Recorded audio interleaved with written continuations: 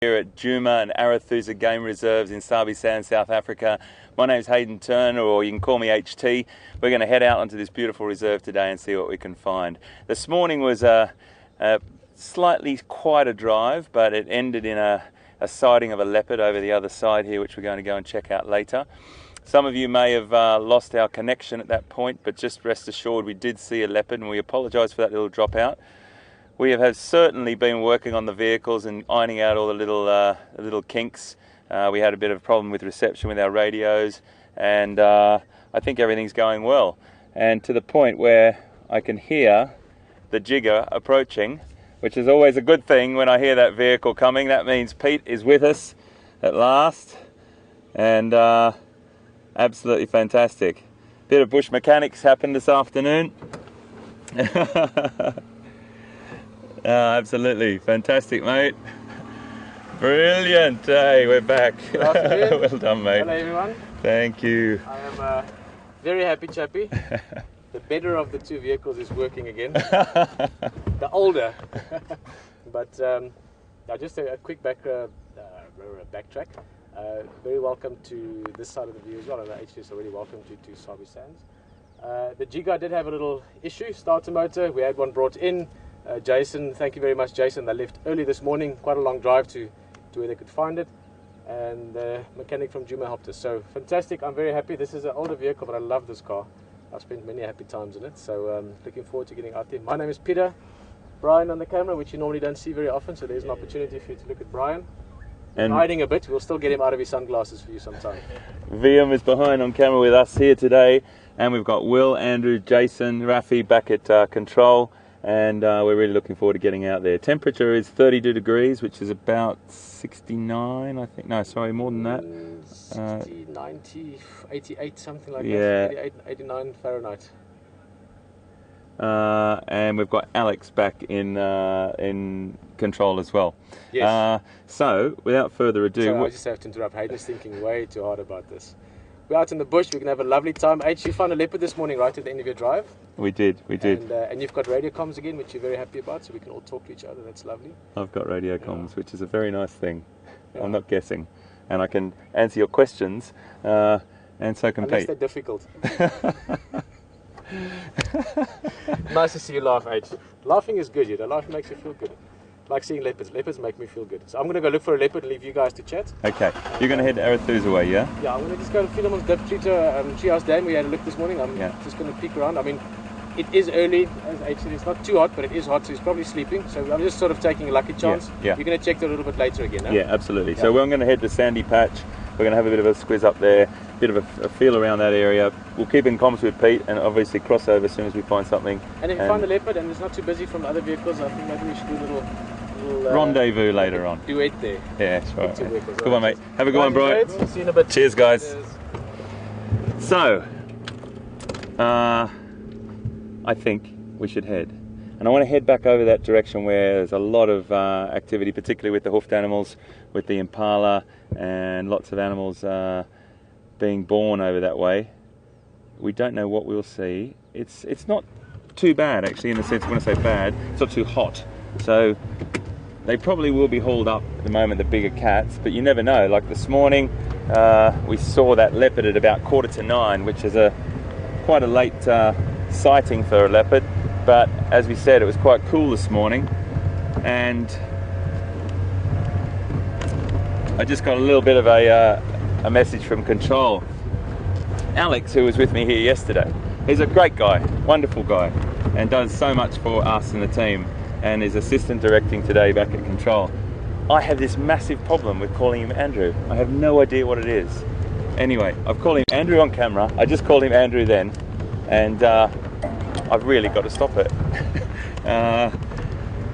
So we are going to head up this road, a little bit quiet as I came down here, but I'm going to dip into little roads, and as we always do, look to see what's around the next corner.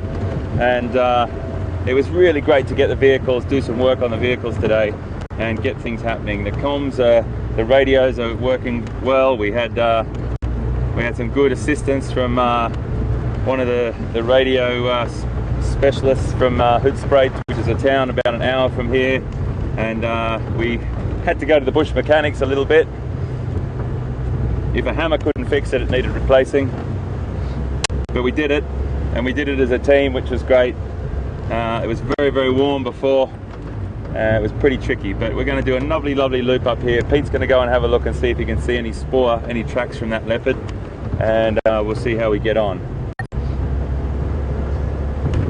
So again, apologies about the little dropouts earlier. I think that some people had a black screen but could hear audio and things like that, which is really frustrating, I know. But we were actually giving a send from here. We thought it was going through, but something was happening overseas where it was out of our control for the moment. So all these little tiny hiccups we really do pay huge attention to, and you have to know that we work tirelessly to try and make this come through to you as seamlessly as possible. There always are going to be small dropouts due to topography, as I always say, but I know that you guys stick with us. I know that you're fantastically supportive, and we just love having you on board. So welcome to everyone, particularly all our regular safari participants, and to any new people that are on board today, welcome to you as well. We spend the next 3 hours crisscrossing, traversing the reserves, and doing the best we possibly can to bring you as much action and as many encounters as we possibly can from these 2 beautiful reserves in Sabi Sand, South Africa.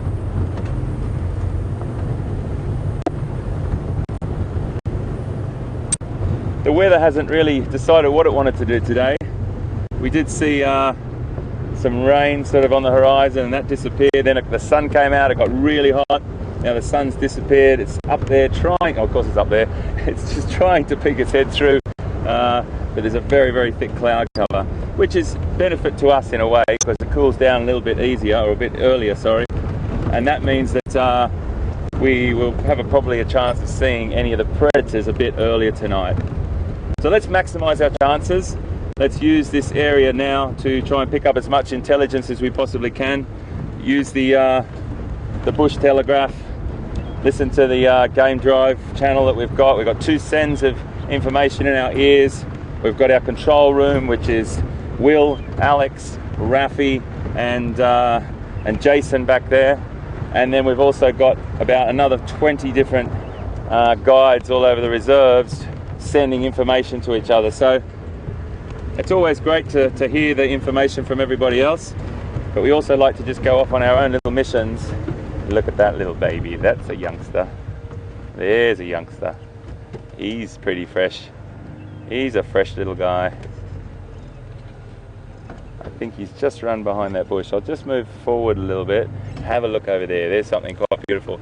I'll just back up a little bit for you, VM. See, there's a little patch of a little creche over there.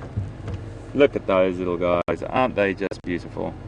1, 2, 3, 4.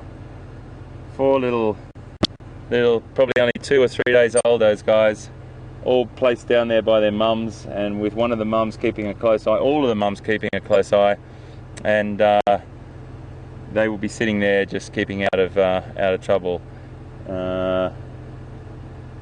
Everyone's keeping a close eye, that's for sure. There's lambs dropping every hour at the moment, that's for sure. And they might stay in this little group. It just depends. All impala groups are a little bit different. Some behaviours are in areas that they choose to stay in these smaller sort of groups with creches. Other times the mother will go back into a larger herd after about 4 or 5 days. So there's lots of contributing factors to that. Unfortunately, I don't speak maternal impala, but that's what they do. There's a load of impala. Nearly every mum along there has got a baby going on. It'd be magic to see one. But they often go off into the little sort of patches of scrub to have their youngsters, and then come back, sort of walk out and join up again when the babies can walk after about 20 minutes or 30 minutes. They get to their feet a bit quicker than that, but then they get their legs in about 20 minutes. Little zebra here. Don't know where he's supposed to be. I think he's going up with his mum there.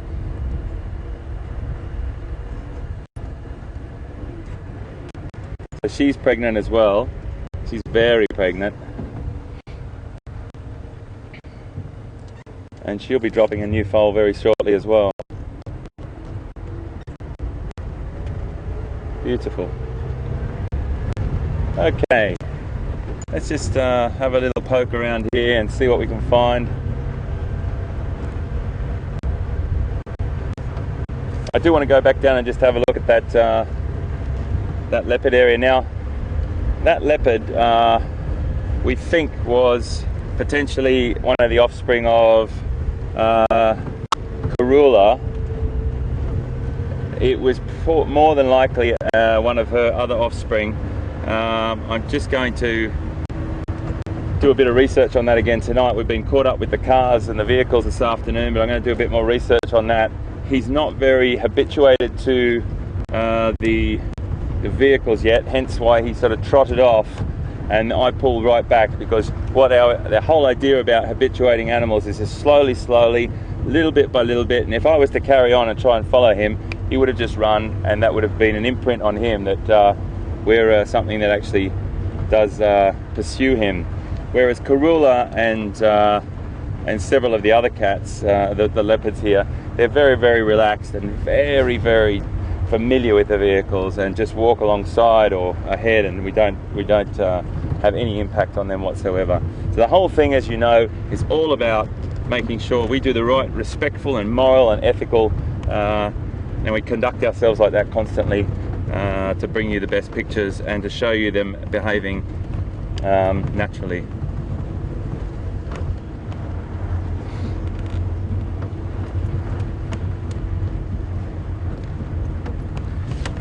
So it was one of those mornings this morning, another great example of you just don't know what's around the next corner. We drove for quite a long time. We saw some really nice animals this morning and some nice birds. Had a good old chat, some great views, and still driving through the bush is always wonderful. But then right at the last minute, 15 minutes before we signed off, we saw a leopard. And that's what keeps you going. That's what stimulates you and keeps you so enthusiastic and passionate about this safari driving in the African bush.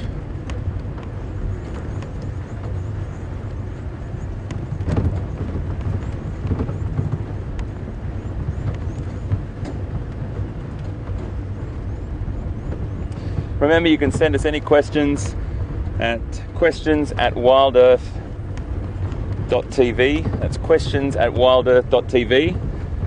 Or you can tweet us at #SafariLive.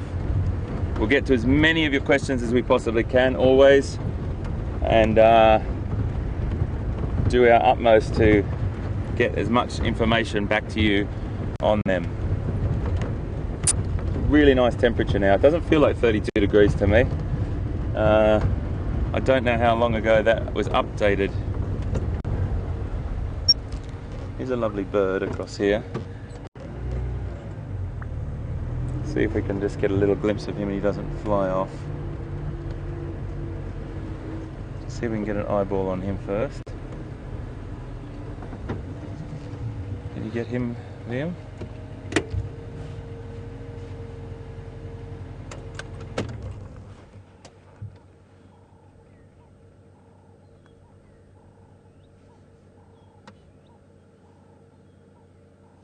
Isn't he beautiful? He's just cruising along.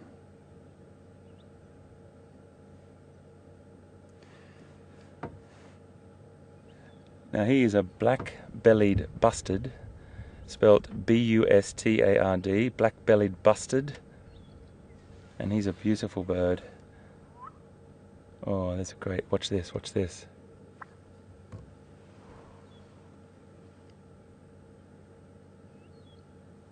Isn't that fantastic? We heard him vocalize. Moving very slowly through the undergrowth, the vegetation there. It's going to move down. Lovely bird to add to our list. Black-bellied bustard. It's a little ways off.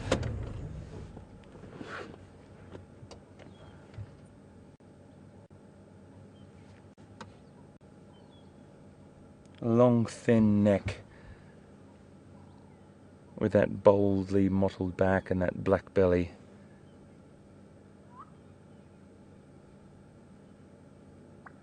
Oh, isn't that lovely?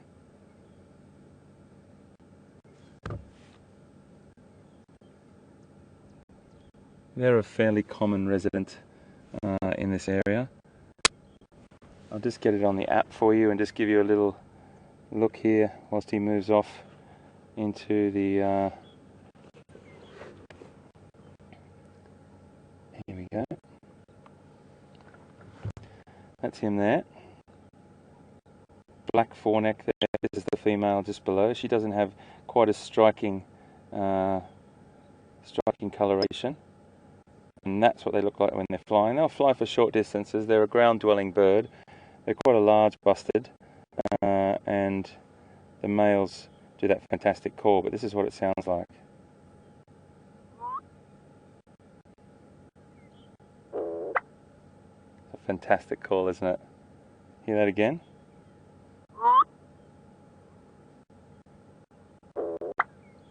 That's a brilliant call, and that's the sort of thing that these apps are fantastic for, is for hearing the call and having a really close look at the colour variation and the difference between the male and the female. Sometimes these birds move off quite quickly into the vegetation, and it's hard to get an eyeball on them. He just vocalised again. But one of the great things about that app is you can get a really good look, double check that it's the right bird, and then do the call. We just heard the call, so we're right on the money. Another bird for our list, black-bellied bustard. Fantastic work. We're building quite a good list now.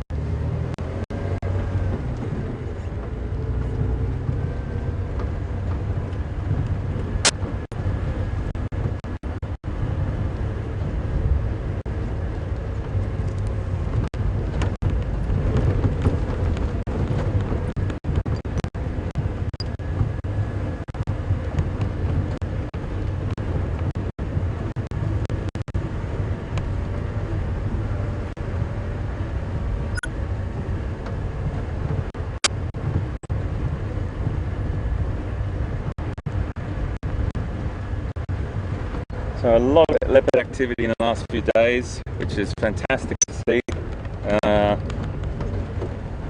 We will definitely keep our ears to the radio for any lion, any other predators that we hear.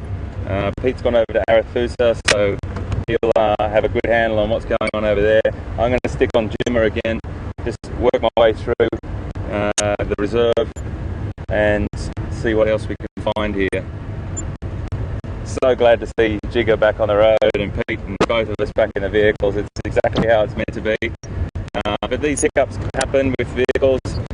Sometimes they work quite hard, but at the same time we respect them hugely. We drive them with respect. You know, sometimes we've got to use them for what they're built for, and that's going through the bush and getting into really tight spots. But we make sure that they're all very well looked after. And it's all about just maintaining them so we can bring these pictures to you live from South Africa. So this is Impala Plains, living up to its name now. Have a little look up there. There's a lovely herd of impala, and off in the background there's a lovely small herd of wildebeest grazing on that beautiful flush of green grass that's come through.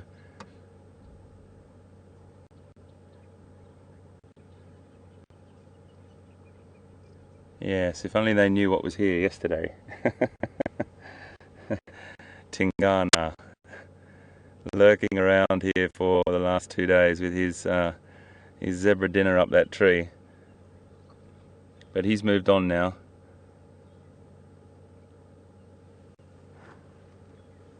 Lots of youngsters getting their feet, getting up to speed, building their strength. Okay.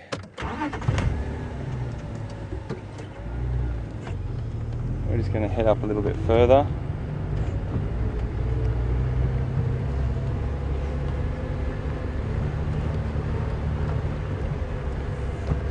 Okay, I think Pete's probably stopped at one of the dams on the way to Arathusa, and he's got some buffalo drinking down there. So across to him, I'm going to make my way down now and just see if we can find anything else, and we'll come back just now.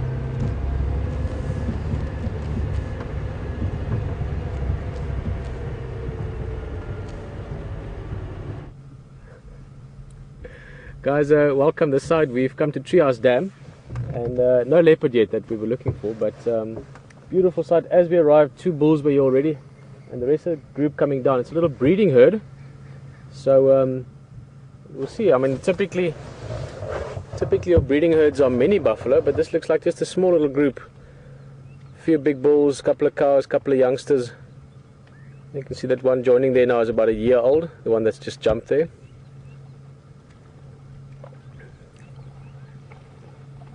You can see those ones at the back, nice and thirsty.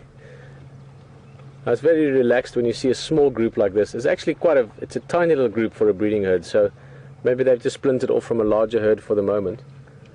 But quite often this time of year, because the waterholes are getting low before the big rains come, you will find the big herds, when they go down to the water, that last couple 100 yards, they sort of stampede down to the water, especially when the water is not that much. In other words, when there's competition amongst the individuals for water, but also once you've got 200 or 300 buffalo all going into the water to try and get to the clean water, they turn it into sort of a muddy soup quite quickly. So you quite often get a bit of a race for it, but in this case, I mean, we're looking at how many buff there? 1, 2, 3, 4, 5, 6, 7, 8, 9, 10, about 11 or 12 buffalo.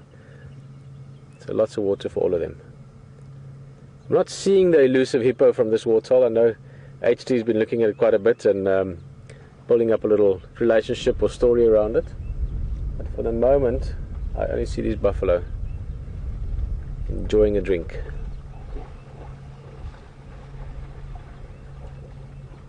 That's a female there, sort of in the front of the group. You can see nice wide horns, but not as thick, not as heavy on the bosses, or those the front shields, if you want, on the bulls, or on buffalo you call it the bosses.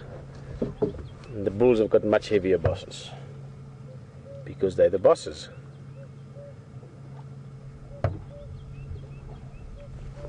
Oh.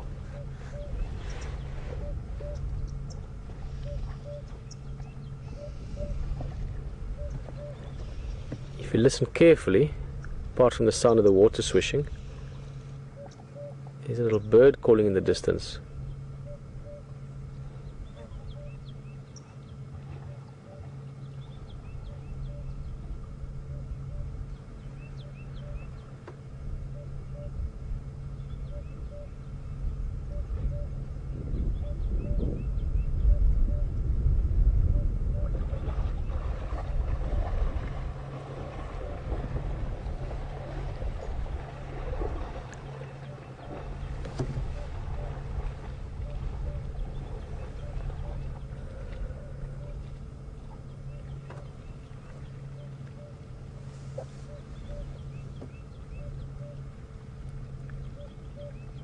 Here you can hear the bird again. It's a cuckoo, red-chested cuckoo.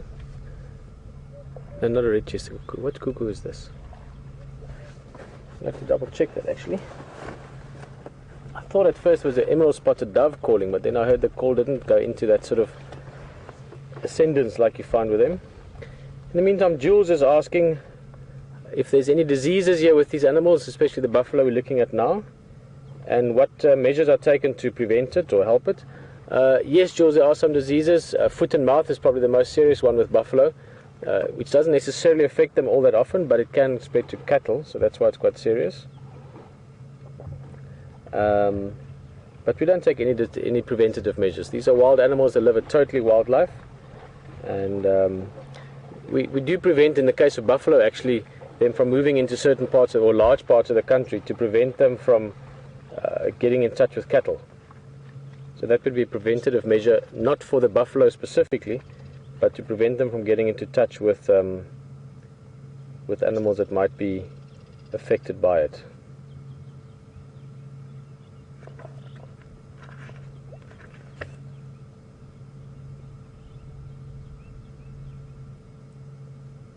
It's the African cuckoo, now that I'm just double checking here.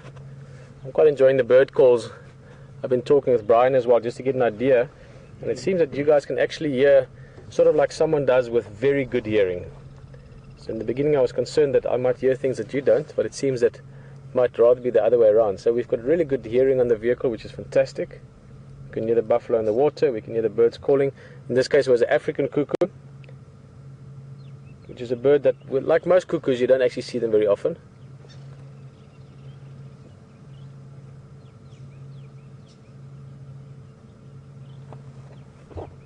See, most cuckoos don't want to be seen because they're not very popular amongst other birds. Many or all of you might know, or some of you might know, that cuckoos often lay their eggs in other birds' nests. They're what they call brood parasites. And those eggs, when they hatch, will be raised by those other birds, normally to the detriment of those birds' offspring.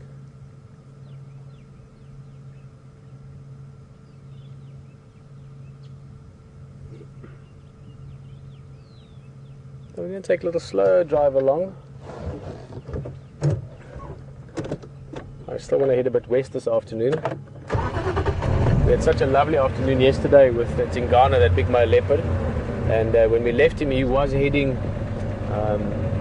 sort of southwest into the Arathusa area. So he might be found again, although at the same time he was busy patrolling, or sort of going around the boundaries of his territory. So he could have covered a lot of ground last night as well. But we'll see.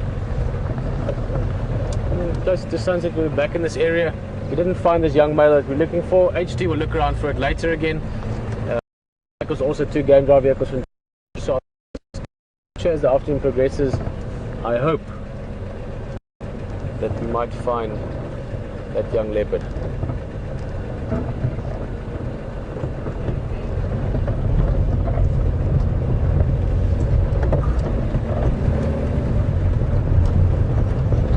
Oh, it's nice to put the air conditioner on, Brian? Yeah. It's quite hot. It's not a scorch. I mean, yesterday, the day before, it really was really, really hot.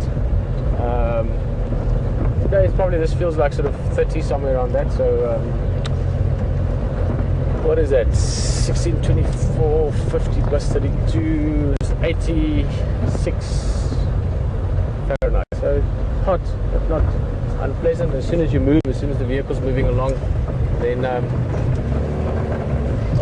it cools down a little bit. Good afternoon, Amos, Texan, how's it for? Good, good. Nothing, just this couple in the area. Yeah. And small, that's what's coming there. Oh, is it some Shlambi there? Yes. Okay. Okay. Cheers, guys. Yeah, see you later. Bye-bye. Guys. Okay, Texan just telling us there that there are some more buffalo. It makes sense. As I said, it was a bit strange seeing so few, or such a small breeding group.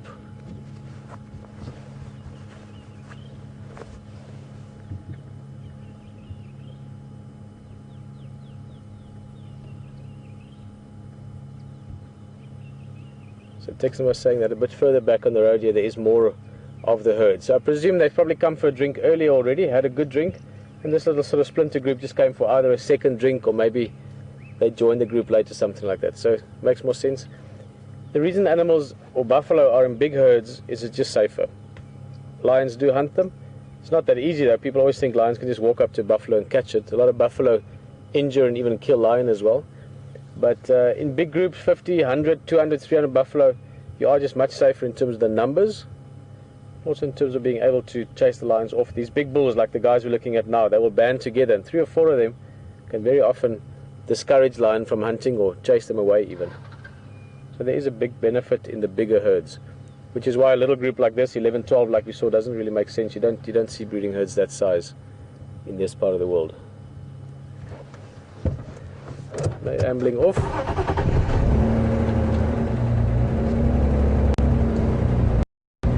Ambling along.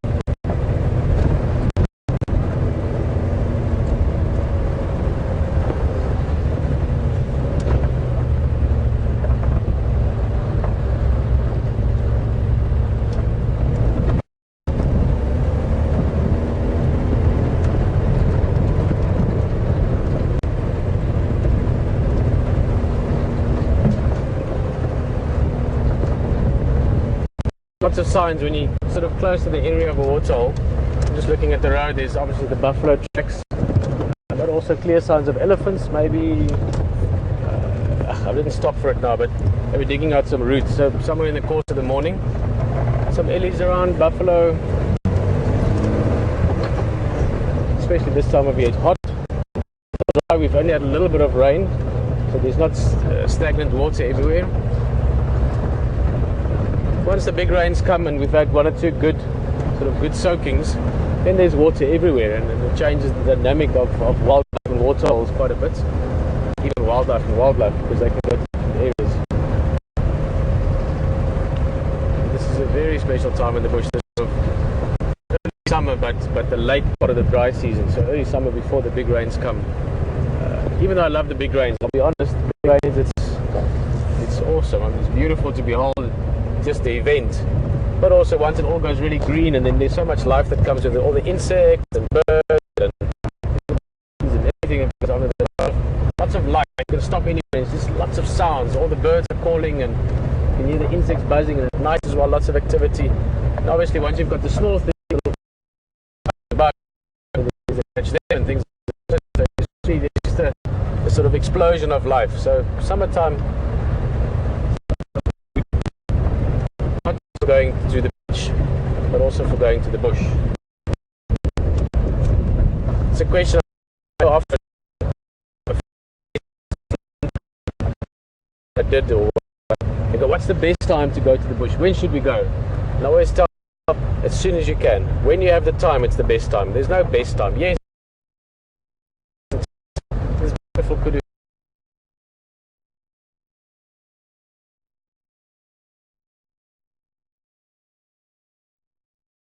Game viewing, really nice vegetation as well, good mixture, nice cover for leopard.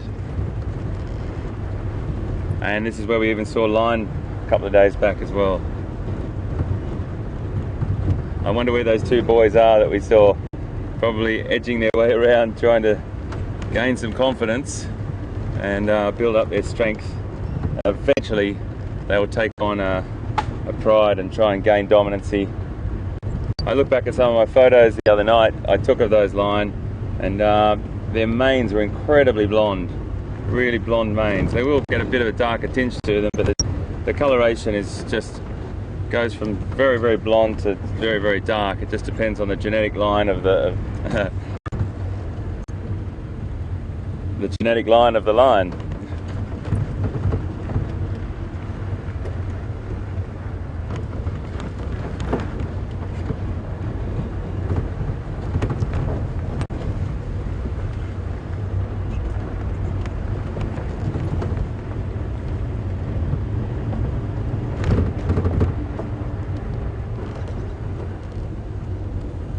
Keeping our eyes open.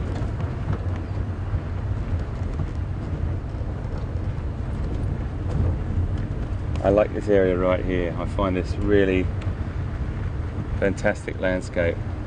Grassy, lots of animals come here to eat. It's a bit quiet at the moment, but they do, and it can be quiet for several reasons.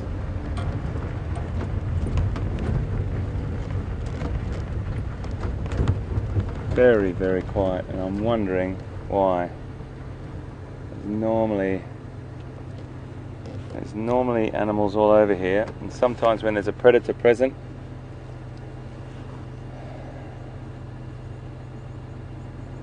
they will vacate the area.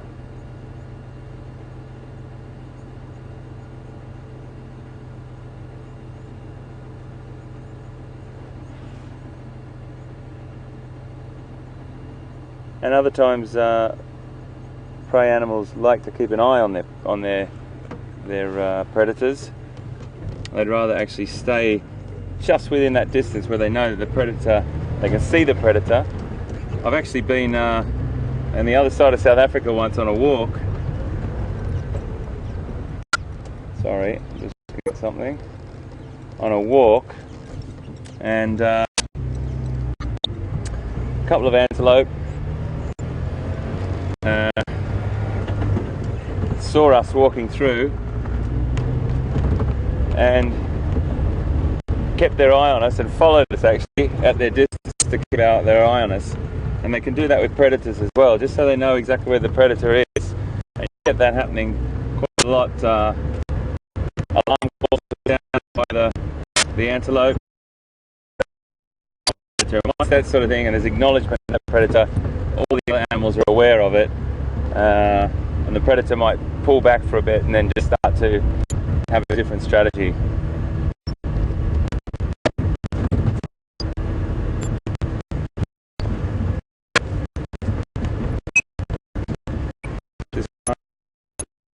Folks, excuse me. Thanks, mate.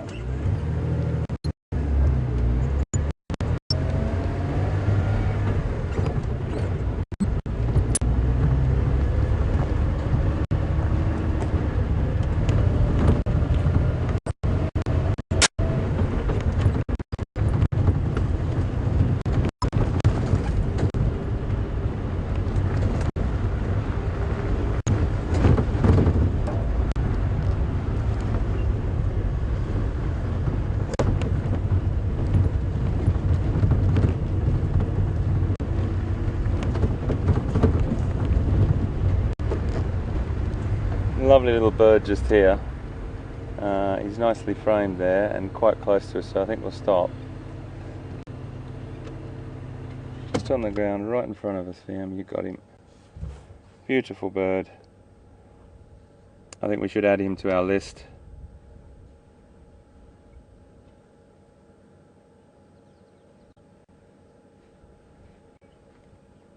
Lovely little bird called a crowned lapwing. He used to be called a crowned plover, but the name has been changed to lapwing, and that beautiful distinctive crown on his head there. Both the female have them when they're juveniles, they have that crown as well,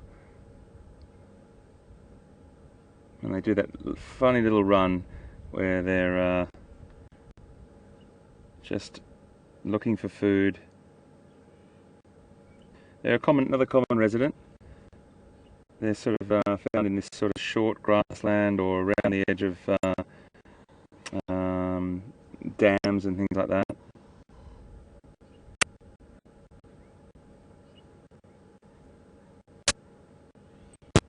They got that really lovely pale yellowish legs and that base on their bill. If you have a look here on the app, I'll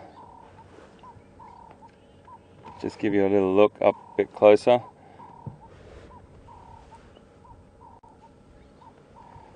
So that's him there. Crowned lapwing, or the alternative name plover, just there. That beautiful brown buff colour. Little tiny yellow sort of saddle on the juvenile's beak, and red on the adults. And that's what they look like when they fly. And this is what they sound like. They've got this fantastic, another quintessential African bird call.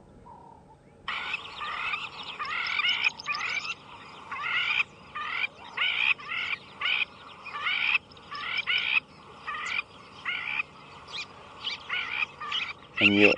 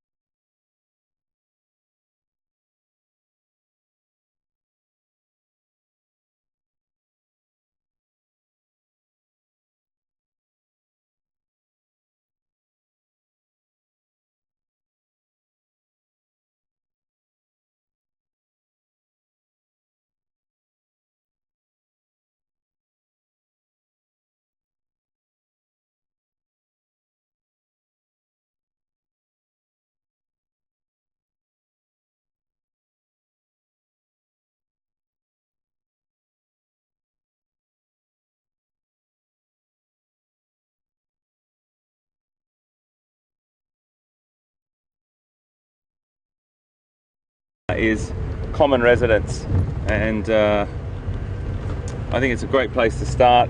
We get about sort of 20 of those up, and then we might move on to some more unusual ones as time goes on.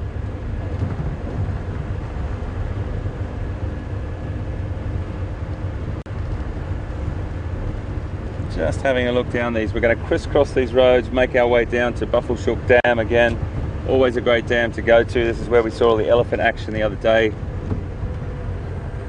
When Alex was driving, we got some beautiful action with some bachelors out in the middle of the pond. Bit of sparring going on, bit of rolling around, and then there's two breeding herds that came down. It was really lovely. There's something very therapeutic and relaxing about watching elephants at water points. Watching elephants anytime, I suppose.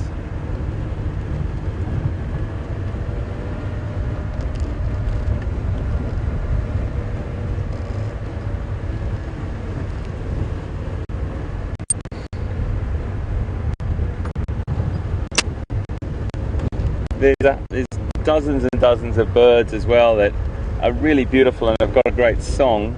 But they're what we call LBJs, and I think anyone that's sort of into birding a little bit knows what I mean by an LBJ. They're still really important, but they're little brown jobbies. They're little brown jobs. You know, they're brown. They're not incredibly distinctive in their markings, and they're quite hard to see. They normally flit through into the vegetation. So rest assured, there's a lot of birds out there that I'm not skimming over just because I don't care about them and they're not pretty. They're just quite hard to see, and I'd rather stop at the ones that are a little bit easier and build our list on that.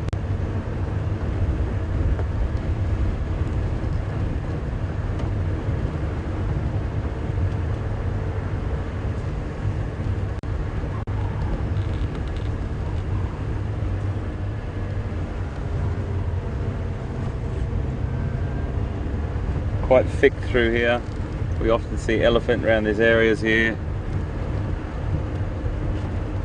Elephants, after they've drunk, will retire to these more secluded, not always, but these sort of more secluded little, bit more heavily vegetated areas. And they're a bit cooler in there as well during the day than being in the exposed sun.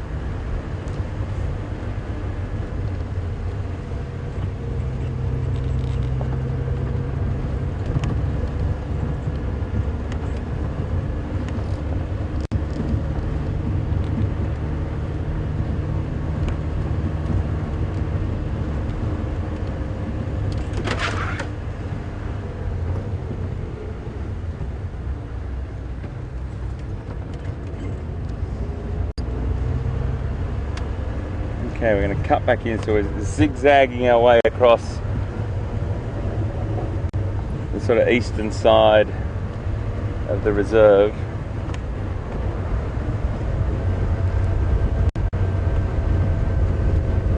We've got a barbecue tonight. We're all very excited about that. We've got a barbecue tonight with some of the guides are coming over from some of the from Arathusa and Djuma, all getting together and having a good old chat, and really looking forward to that. It's always great to talk to the guides. There's some sensational, really knowledgeable people that work in this field, and everyone shares information. They know the places like the back of their hand. They live, breathe, eat, drink it, and they always share with us, which is really, really generous, and we really appreciate it.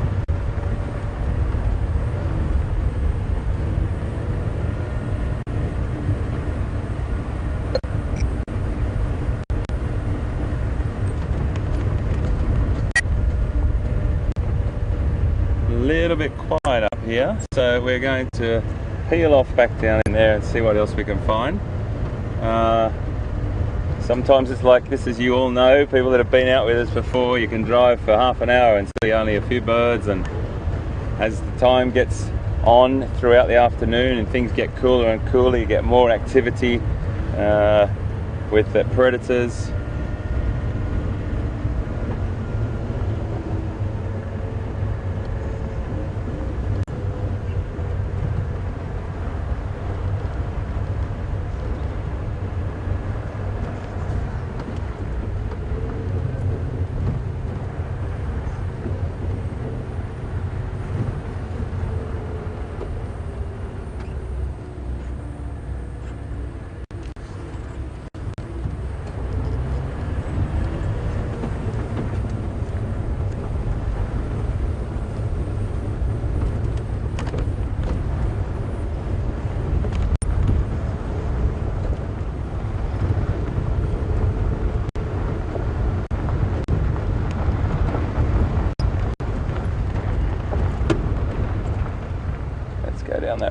Yeah. You know what I'm like.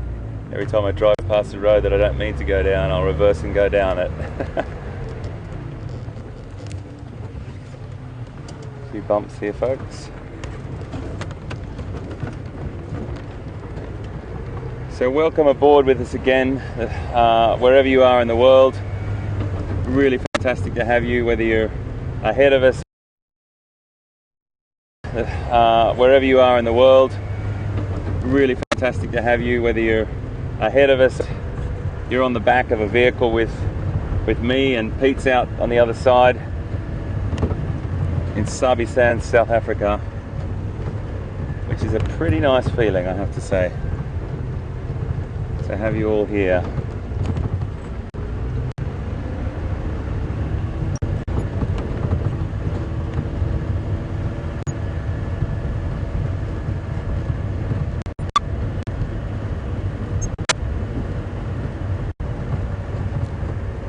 You know, I'm always on the hunt for leopard. Always. A little band of mongoose just ran into this log here. Really funny. Let's see if you can see them. I'm just going to turn the car off. They're going to pop their little heads out.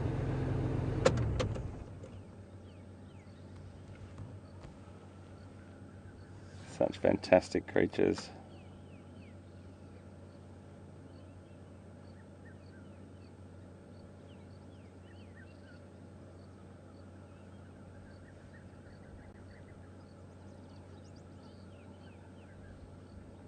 I'm sorry, they're dwarf mongoose, I meant to say. I said banded mongoose, I meant to say dwarf mongoose.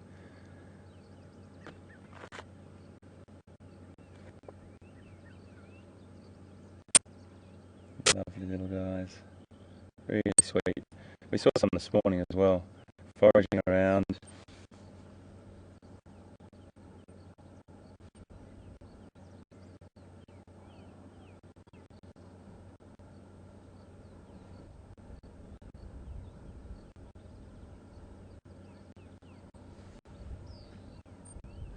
They'll have a sentinel.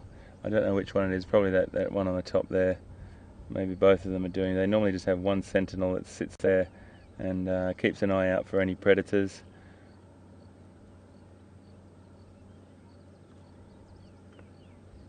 They're diurnal, so they spend their activity happening during the day, and then they'll find a good place to sleep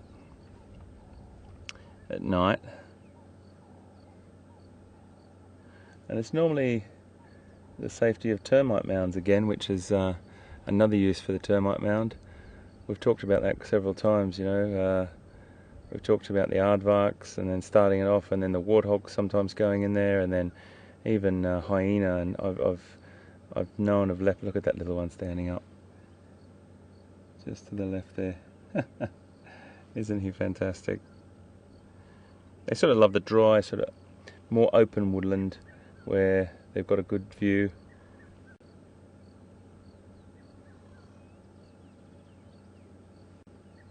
Yeah, he's beautiful.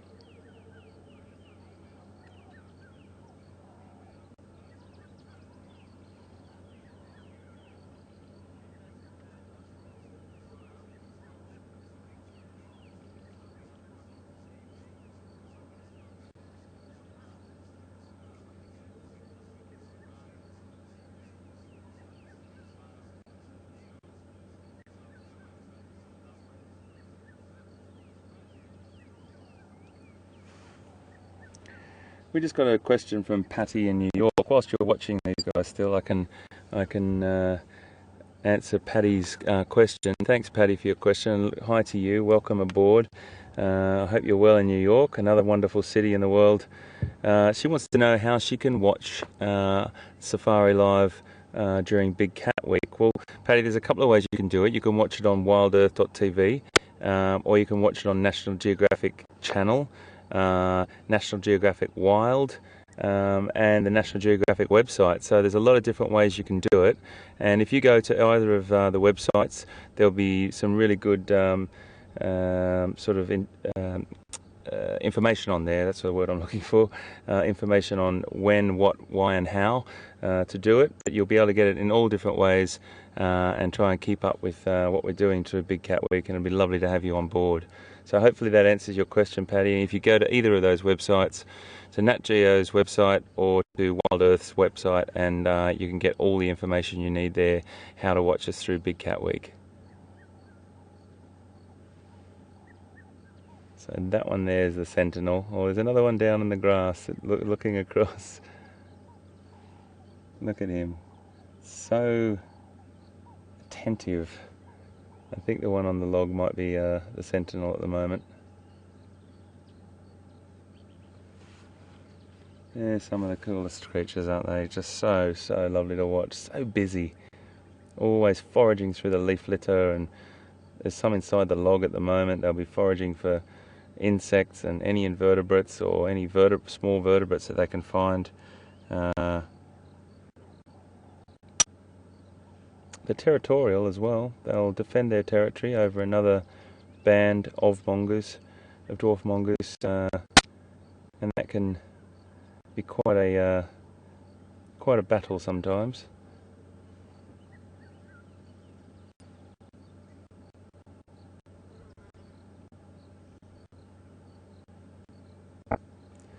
And I think I mentioned it before this morning as well, that only one pair in the group breed.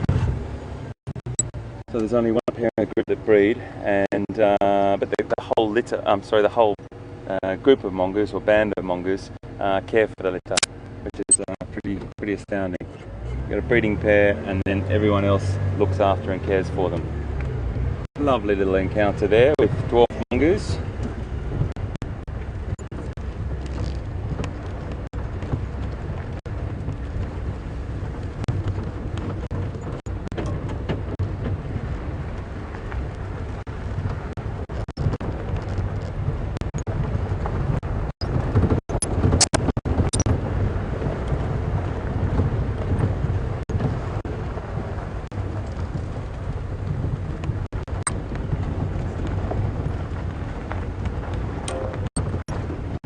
I tell you what, I've fallen in love with these reserves too, everyone.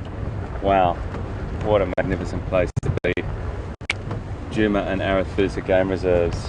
It's paradise for wildlife. People here are beautiful, incredible landscape. Seeing landscape change with rains upon us, getting greener every day.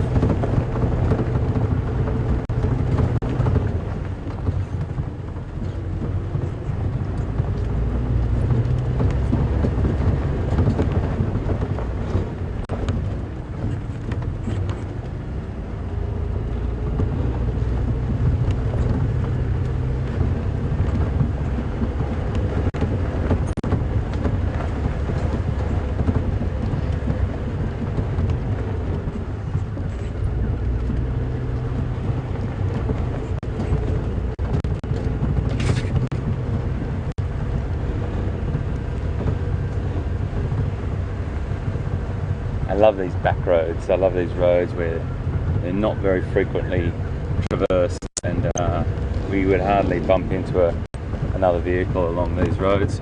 Not that there's anything wrong with bumping into another vehicle, but I love just sort of going off and investigating and having a little adventure for you and me.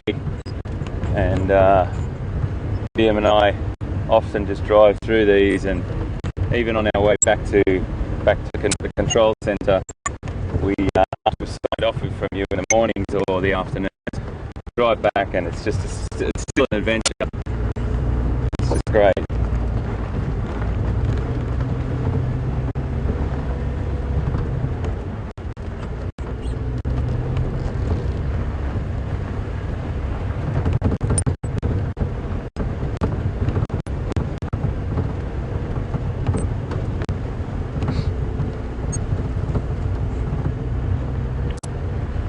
Keen to go over to Treehouse Dam. or left or right? Left or right? Right.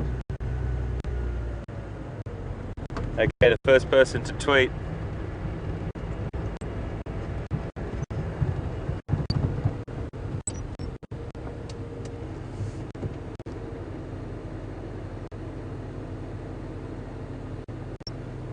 Okay, I think right. I've got a gut feeling that people are going to say right.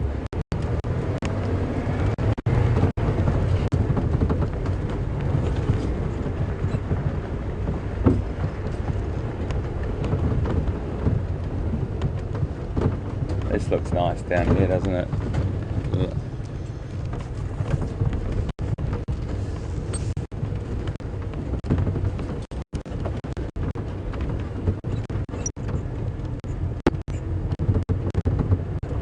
Very quiet little roads down here, or tracks. You could probably call them tracks more than roads. And inevitably, over time, the more that you traverse these roads, you will bump into the right time, and the right place, and the right creature.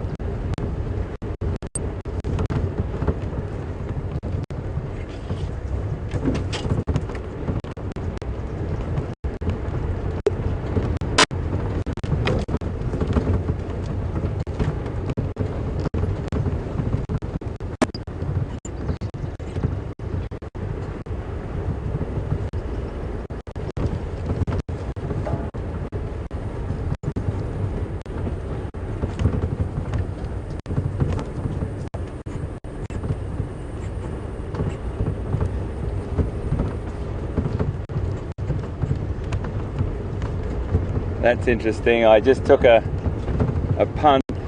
I think we've got a bit of synergy going on, folks, at the moment. People that tweeted in, the first 3 or 4 will go right, so brilliant. That's fantastic. We'll do it again just now, but that's fantastic. So I think we might have a little bit of synergy going on today, everyone, and I hope that got a good feeling about today. Really good feeling.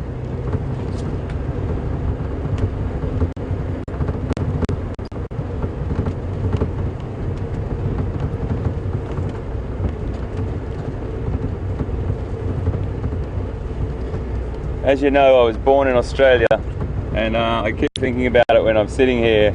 I have a little flashback of, in my own time, even when I'm driving with you, I think about, how did I end up here? What was the sequence of events? And it's quite a long story, but in a nutshell, the sequence of events that did occur put me into this great land, Africa. And as much as I still love Australia to pieces, and I think it's a fine country, absolutely fine country, and I just love it. But Africa is probably 50% of my blood. And why that happened, it's a long story.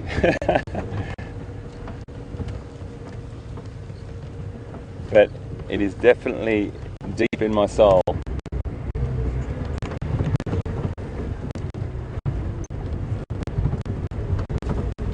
I'm really proud for South Africans as well. Really proud for how beautiful their country is. It's an absolute joy and pleasure to drive through, be in, and I never get tired of it. Let's go along here. Actually, nope, let's go along there.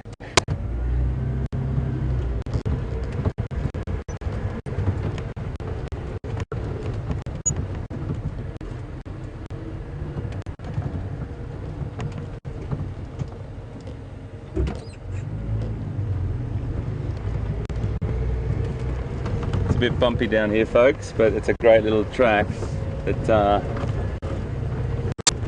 doesn't look that well travelled, so we like those. A little bit bumpy, folks. Go nice and slow.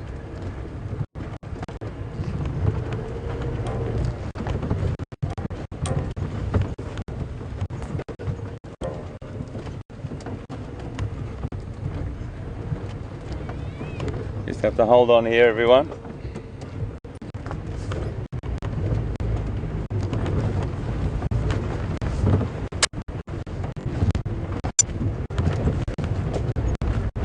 Okay, that's the worst of it.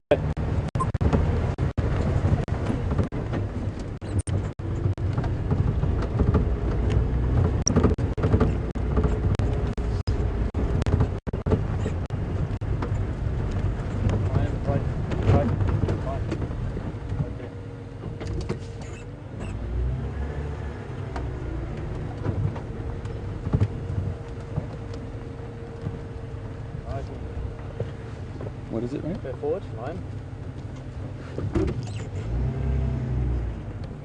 Where? Yes, still.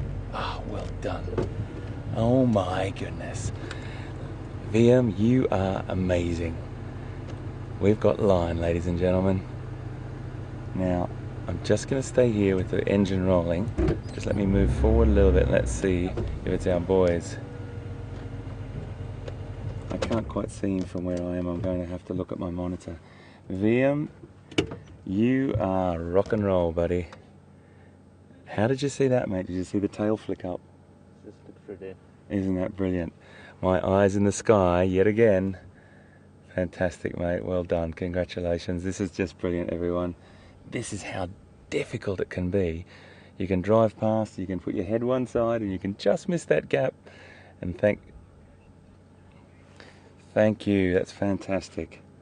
Let me just check the location, folks. I just want to make sure I'm on the right road here, because I want to let Pete know and the other guys where we are.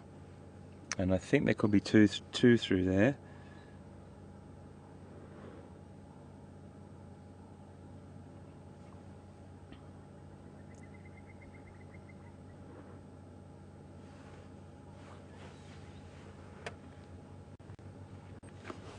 I'm just going to call Peter and give him the location so he can put a word out on the radio.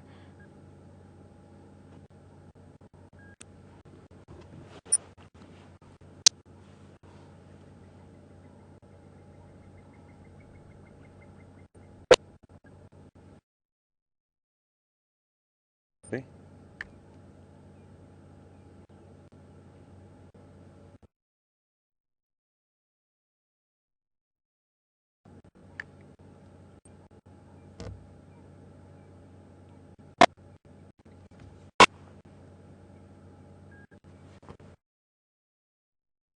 Copy.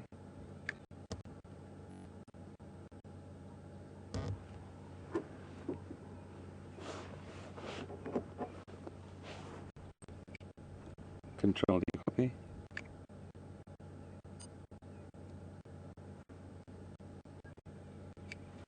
Control, do you copy?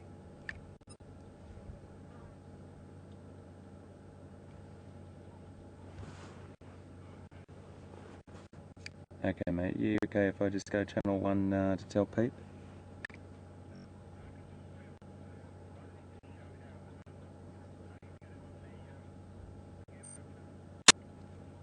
Absolutely no problem. It just might be a little bit clearer on this radio, but I'll give it a try. Stand by.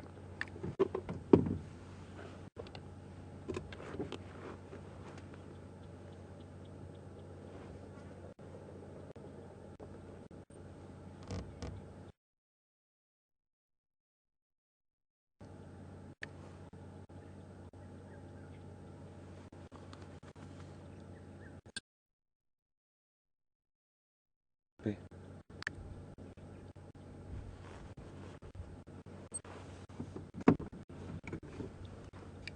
Control, no response. I'm going channel 1.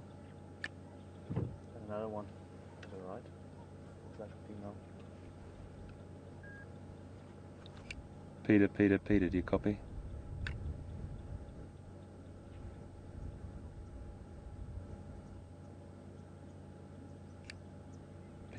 Peter, do you copy?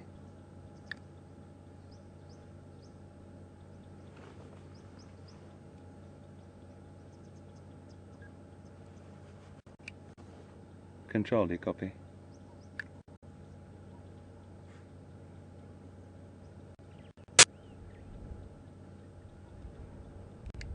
Control, do you copy?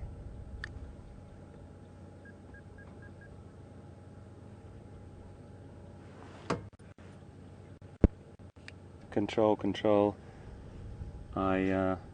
Just stand by for me.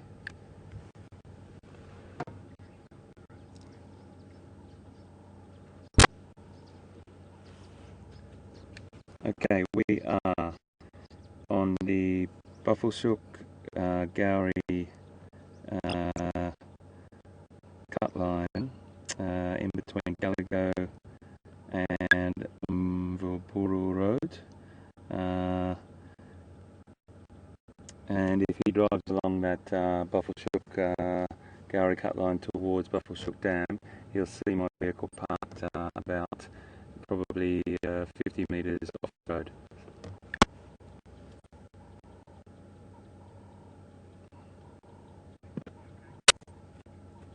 Okay, standing by.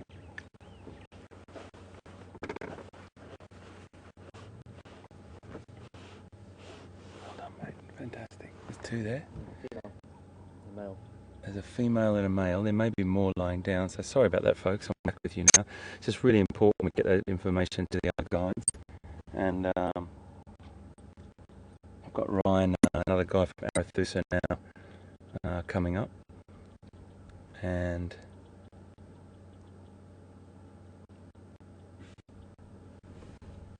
okay, how many's there? I think there's another female. So there's two females by the looks of things, and a young male.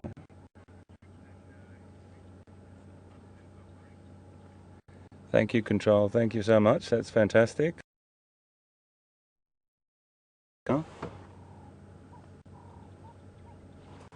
So there is two vehicles on location.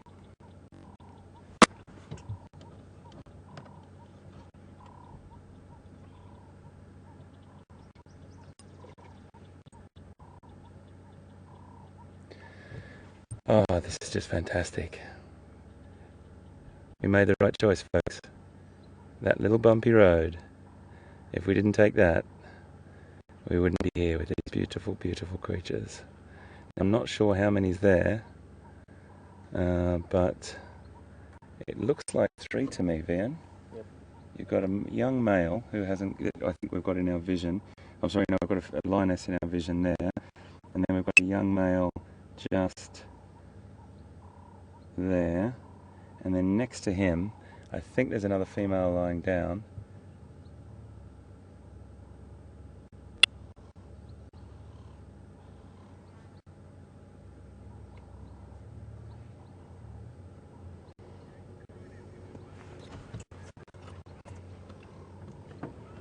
We might move on in. I'm just going to wait for Ryan, our one of the other guides, to come up and just have a chat with him to let him know.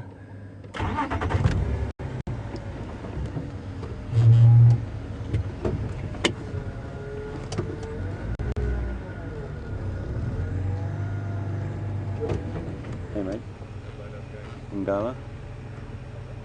1, 2, 3, 4 maybe. No, I think there's 2 females and a male. Just chilling there, male and female. Lioness just walked down there. Just going to nose in a little bit. The male's just looking a little. We've just been here for about 5 minutes. Okay, mate, that's probably a good thing. Yeah. There.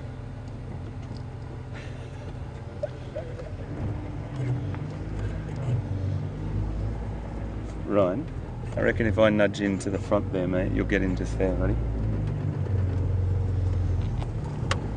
It's going to go in nice and slow, folks. Just gently, gently.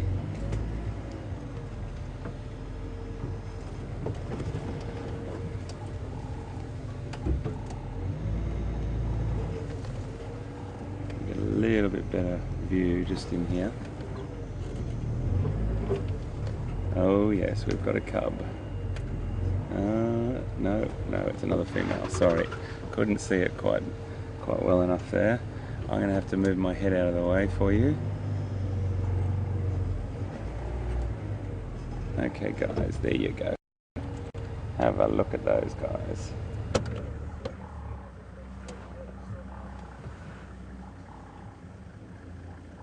Isn't that beautiful, folks? And that's all thanks to this wonderful cameraman that I have here, who is my eyes in the sky. Liam, you're a legend, buddy.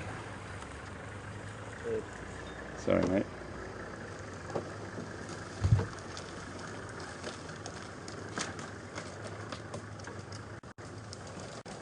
Is that right?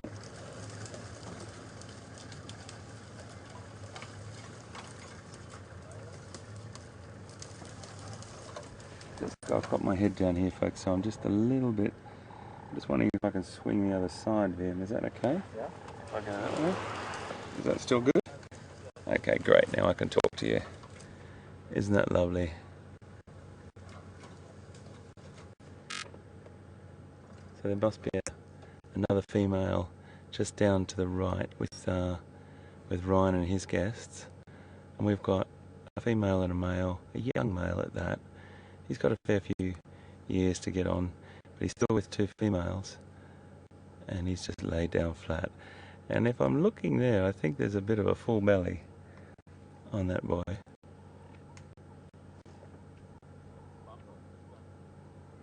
More.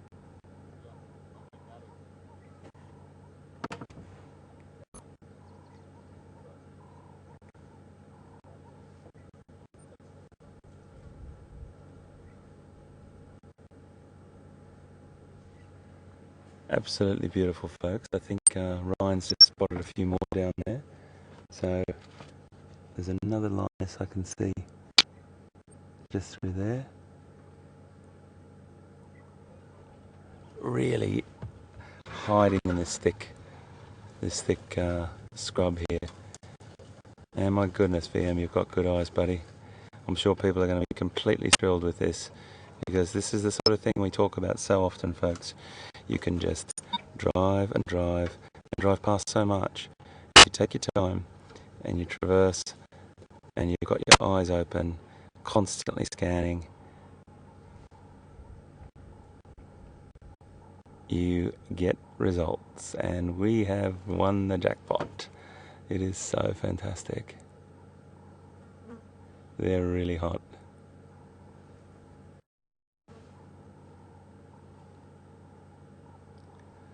Loads of biting flies messing with them at the moment.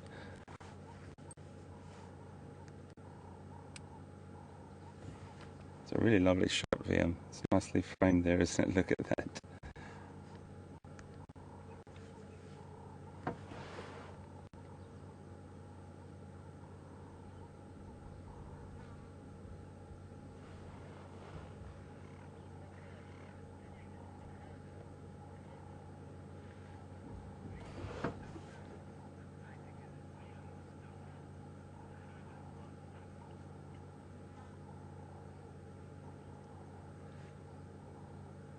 We just got a tweet from Herda, and she said, "VM, you've done very well." I think that's what the message was, and giving you some great thumbs up on that one, mate.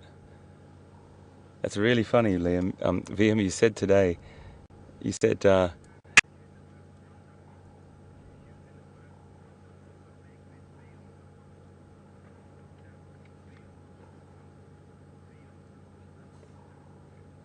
Right, I get it. I'm terribly sorry. I just got a message from control. I didn't quite understand what she said, but she's heard has actually changed the word from wonderful to beyondful. So that's brilliant, Herder. Oh, he's standing up now. Look at that. Yes. How lucky are we? Oh. And he's coming over a little bit closer. Oh, he's got the...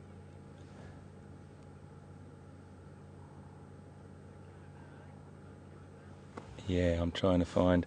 I think Ryan is with a kill, and I'm just trying to figure out where.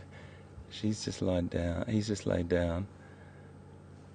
I'm wondering if we can get down or get a little bit closer to these two.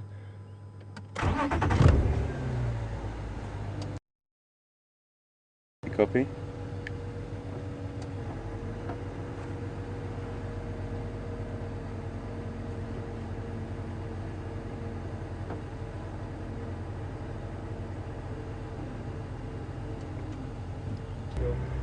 Looks like a buffalo kill, Liam says. Oh, there's lions everywhere. Look at these guys. Oh, yes. Let's just sit here and take things slowly, slowly. There's more lions down there. Oh, there's loads of them around, folks. How fantastic. It looks like a buffalo kill down further.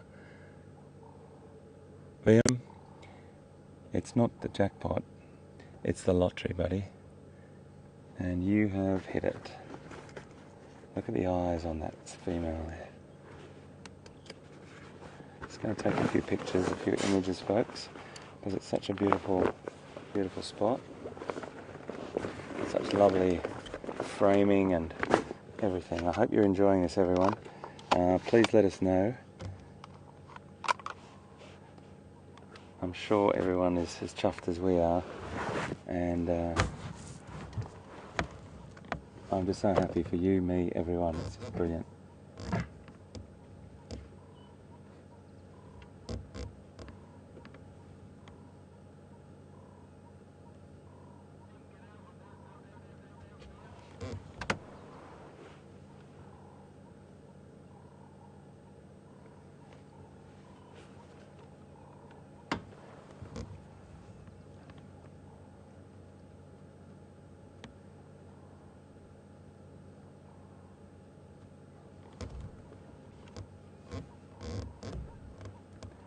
We're just going to sit with these guys for a little bit longer. I think much longer, actually. I'm sure everyone's okay with that. We've got, at the moment, I can count 1, 2, 3, 4. I can see another 2 females down the bottom there. 5, 6. I'm not sure if it's a buffalo or a wildebeest, actually, mate. But we'll soon see. Maybe it is buffalo. So beautiful. And they look like they've all eaten and are now just resting up. Oh, there's another one just behind here now. This is a great indication of how hard it is to see a lion. Folks, just have a look. Liam's just going to pan to the right. Just pan to the right, gently, slowly, slowly, and bang. There's another one. Bingo. And I didn't even see her till I just moved to the side of that tree. And you really do see that fantastic camouflage. They can lie down and they can be nearly indistinguishable in about 30 to 40 centimetres of grass if they're lying flat on their side. So on a walking situation, you can walk onto line very, very easily. You've got to have your wits about you. But these guys are full bellies. Beautiful. I think we're just going to roll down here and sit behind these 3 lines here and get another little look. I'm sure everyone's okay with that. I'm just going to roll, actually, so be nice and quiet.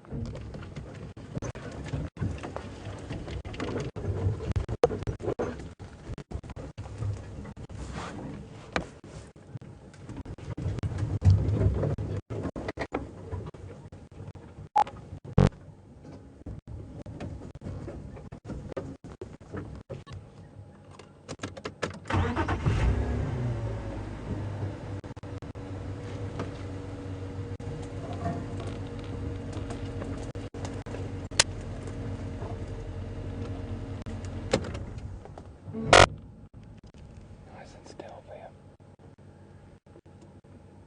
This youngster here is a little bit nervous. So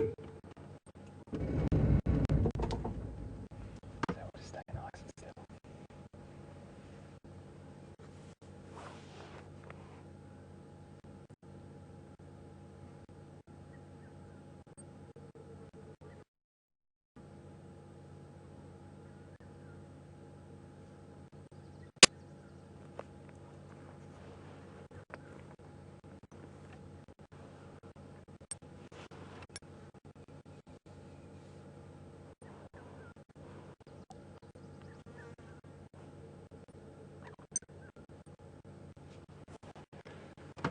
So at the moment I can count 1, 2, 3, 4, 5, 6, 7 down a little bit further, which we'll edge our way down to as well when we have a look at the kill. And wow, we've struck gold.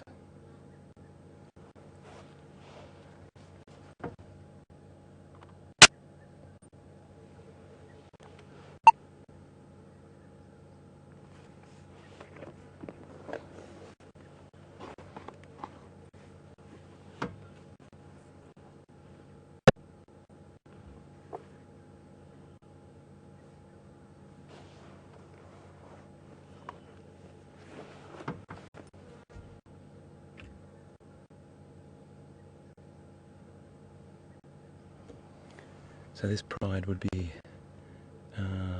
consist of related females and their offspring. Look at this little guy. How beautiful. Look how fat his belly is. Beautiful.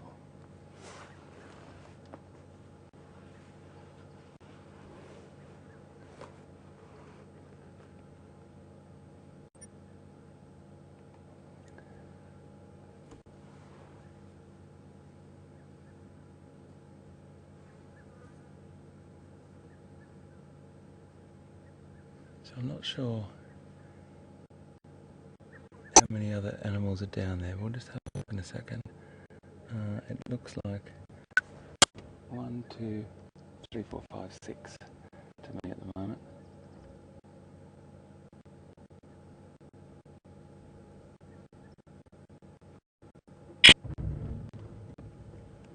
I'm just going to roll down a little tiny bit so I can get the camera in a bit better position. There we go. There we go.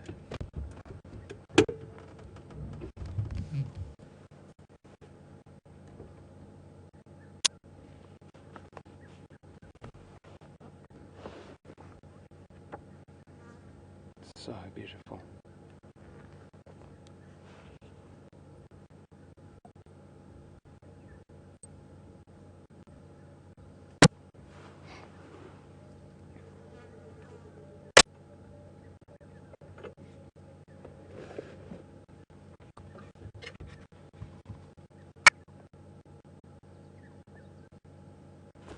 It's just beautiful to sit with these magnificent creatures. We've got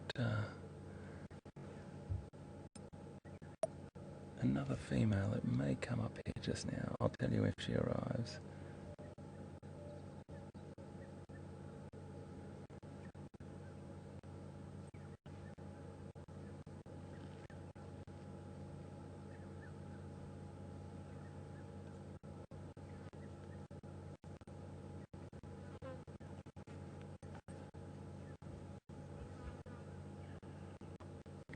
Just to share with you the feeling that we have right now, because you're right here with us, but we're surrounded pretty much by lions at the moment. They're only about 5 meters away from us, which is a pretty astounding feeling, I must admit, and it's a humbling experience as well. Beautiful. Cleaning themselves after a massive feed on a buffalo.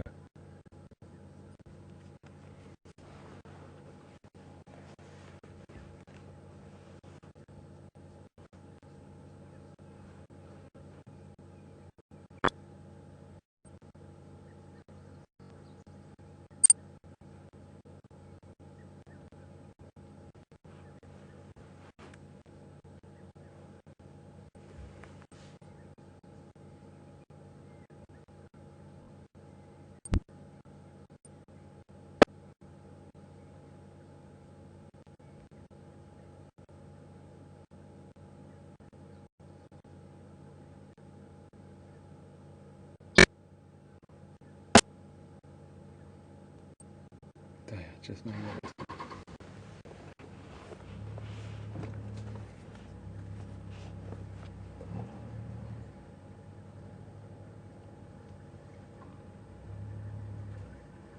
So I think Ryan is moving off there, and we're going to just try and maneuver ourselves down to where he was and have a look at this kill and show you this kill. I'm pretty sure it's a buffalo from what I can see here.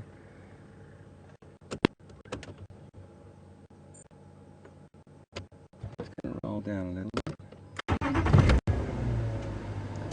I have to tell you folks that the lines are actually more comfortable with us starting the engine than me just rolling down silently what I did before. They know what the engine is in the vehicle, whereas when we were just walking silently, look at this youngster here, how beautiful is he? Look at you.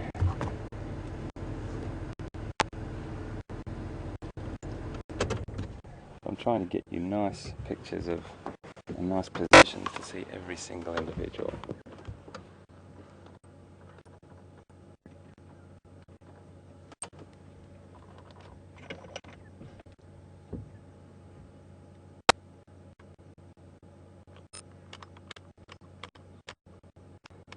He's going to take a couple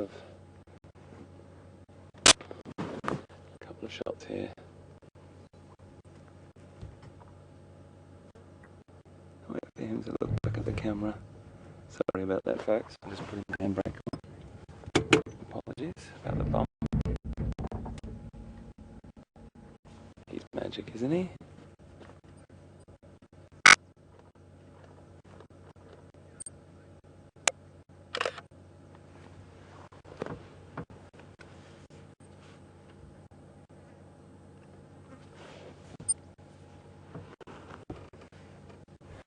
So you might be getting a little bit of pixelation, folks, and I really apologise for that, but we're down in one of those drainage lines, one of those dry riverbeds that I've talked about so much, where many animals use as a little bit of a thoroughfare to try and find game, or look from above and look down onto it. So we're down topographically. It's a little bit tricky for us. I cannot move out of here and get to a better spot, so please bear with us. We'll be very gentle in our movement of the camera and things like that, and hopefully, look at him. Hopefully we'll just get fantastic pictures to you for as long as we can.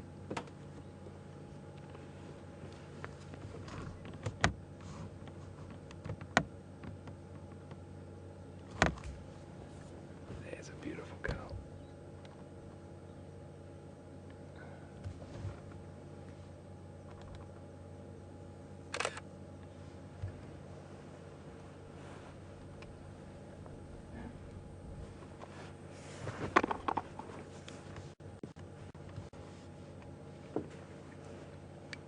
Control, do you copy? Any news on Pete, mate?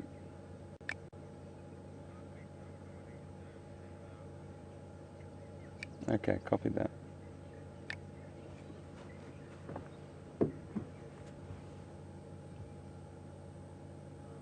So Peter's quite a long way away from me here, so he's going to carry on looking over on Arathusa, and we'll catch up with him later.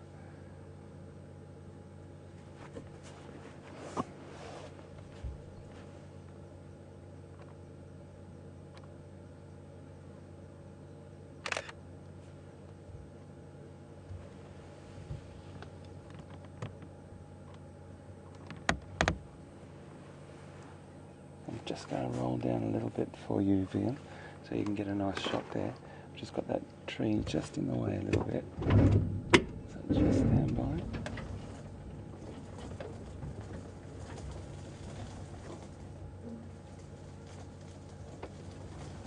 That's about the best I can do there.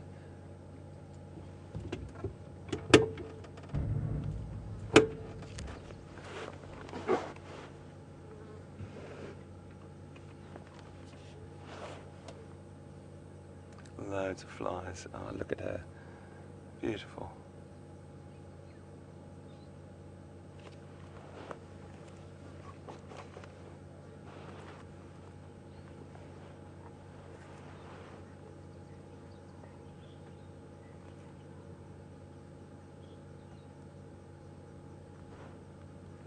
That's beautiful. That's really beautiful.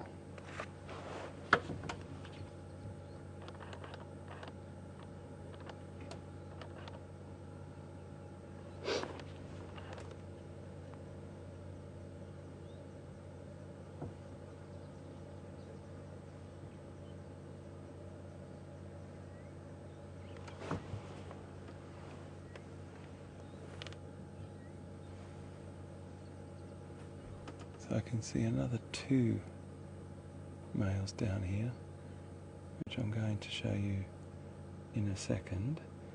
But there's a female coming up the hill between the vehicles now. So you might want to just gently pan over here, mate.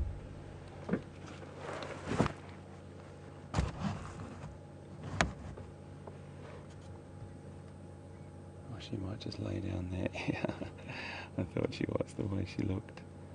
She just wanted to lay down right there.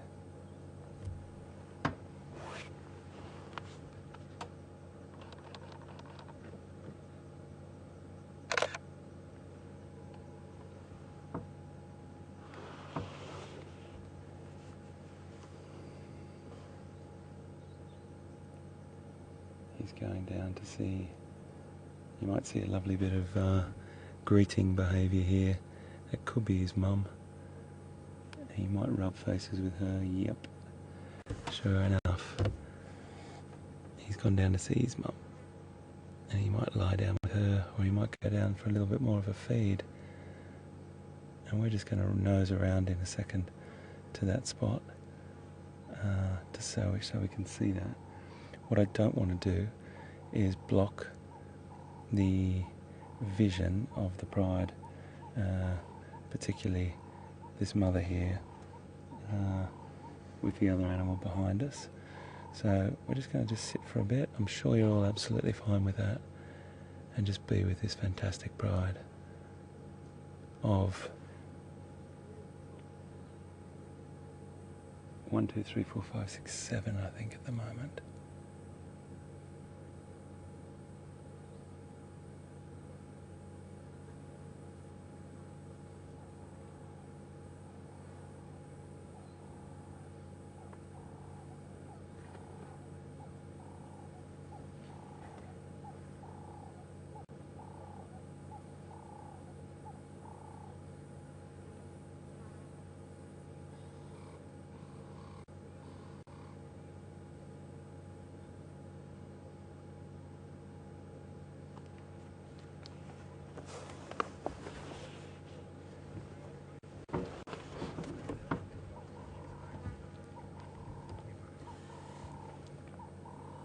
If you've got any questions, of course, please shoot them at us. Fire away. It's questions@wildearth.tv or #SafariLive, and we'd be more than happy to discuss anything that you're watching right now. It seems to be that everyone's just really happy with watching these beautiful creatures, and the pictures really speak for themselves. We've got a beautiful pride of line on Djuma Wildlife Reserve in Sabi Sand, South Africa, and this is coming to you live, which is the most beautiful part of it. You're right here with us. What we're seeing, you're seeing this very moment.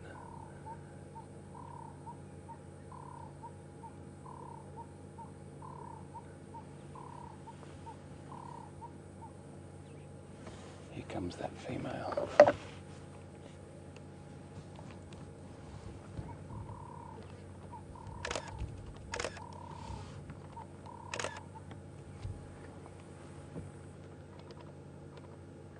She's a big girl. She's a very big girl. That's probably about 3 meters away from us at the moment.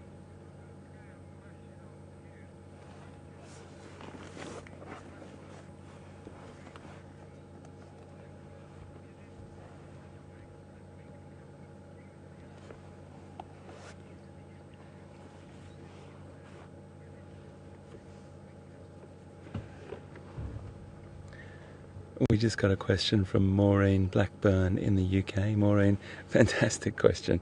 And I have to tell you now, the answer to your question is yes, straight away. And that question was, is it unnerving when big cats like this look you in the eye? And it certainly makes you know you're alive, that's for sure. Your heart races a little bit. I'm just going to reverse up a little bit here so I can get into position. Show you this kill. Maureen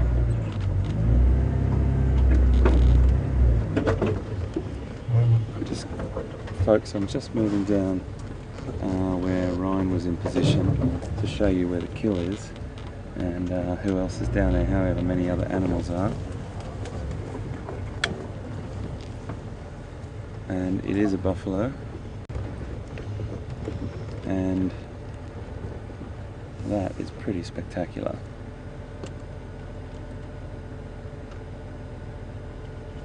We've got another 1, 2, 3 animals down there.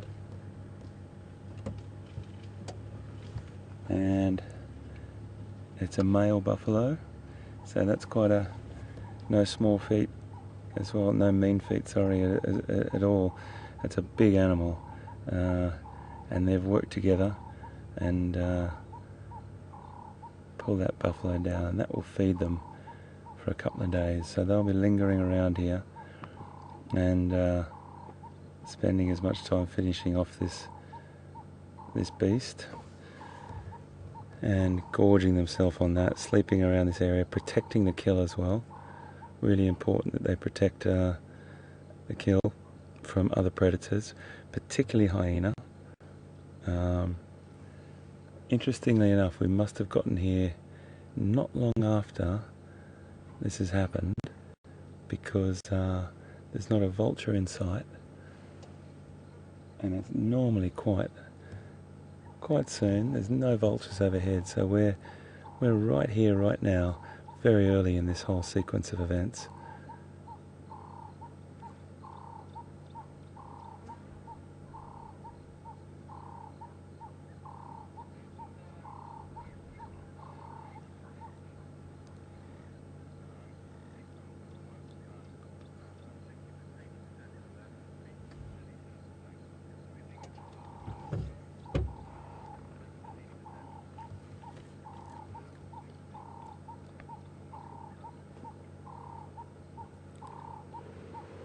So not only when we came down here did I have to learn all the leopard, and I'm still doing that with your help and studying their facial markings, etc. But we have to learn the line prides as well. And as far as I can gather from the intelligence I'm hearing on the radio, is this is we're 80% sure this is the Nkuma pride, which is Nkuma, Nkuma pride, and it consists of 1, 2 youngsters I can see down there. 1, 2, 3, 4, 5 lioness and a young male lion. So that's who I can see at the moment. There may be a few more up in the grass behind us, lying down, just digesting this massive meal that they've brought down. But as far as we're aware, this is the Nkuma pride, and we'll do a bit more research on that tonight and confirm for you tomorrow.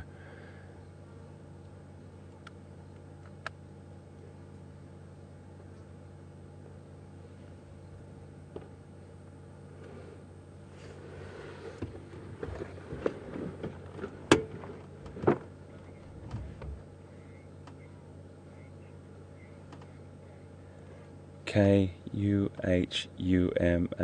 So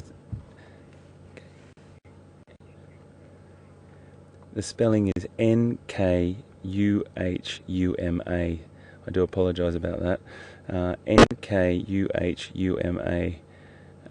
is the spelling of the name of this pride.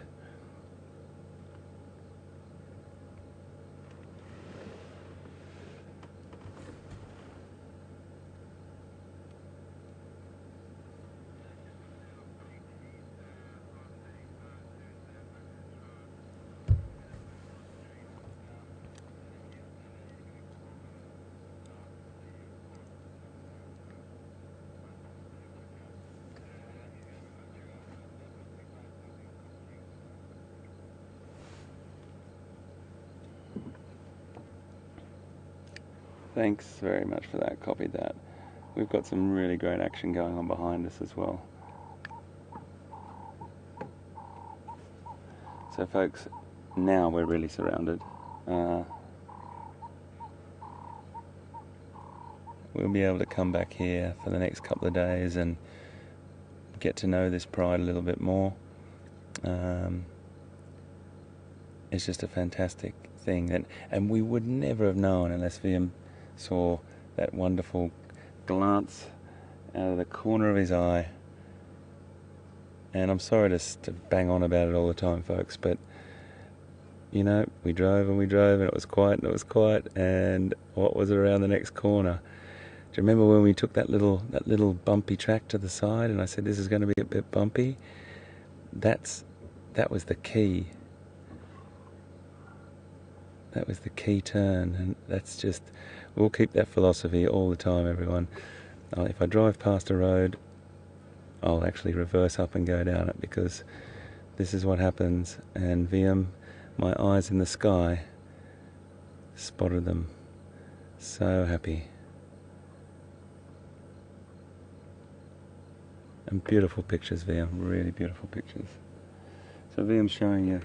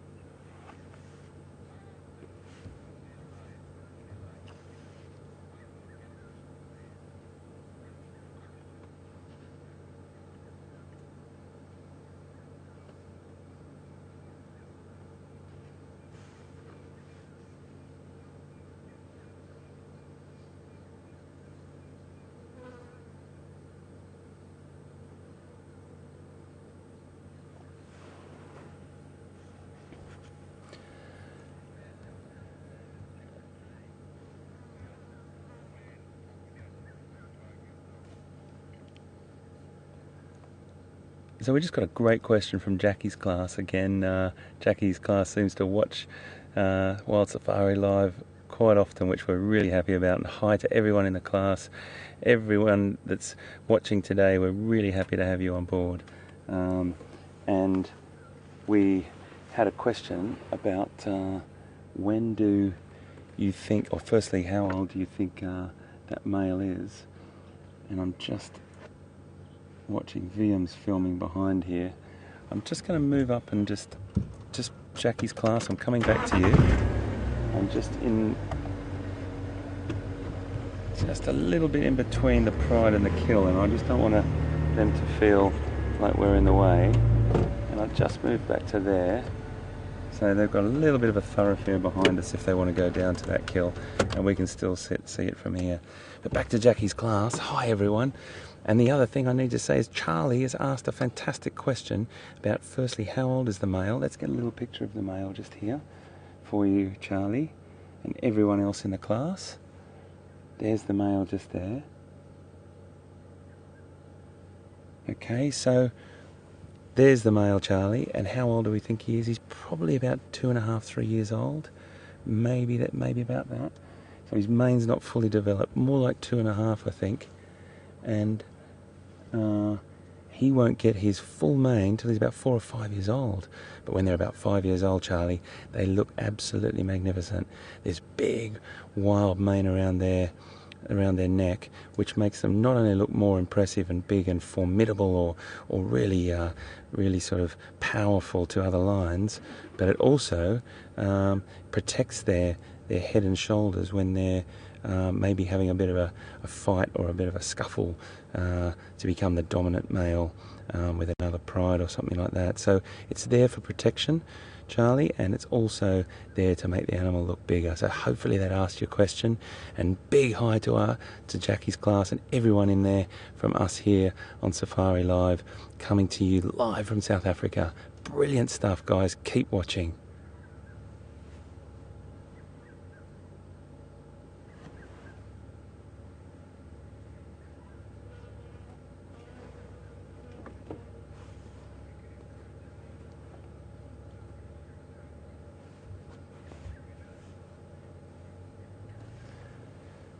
And I probably should add a little bit to other school classes around the world. Anyone that wants to watch Safari Live, Please join in, send us questions. If we see the class come in an email, we'll definitely come to you if we can and make sure that we answer as many questions as we possibly can. Really fantastic.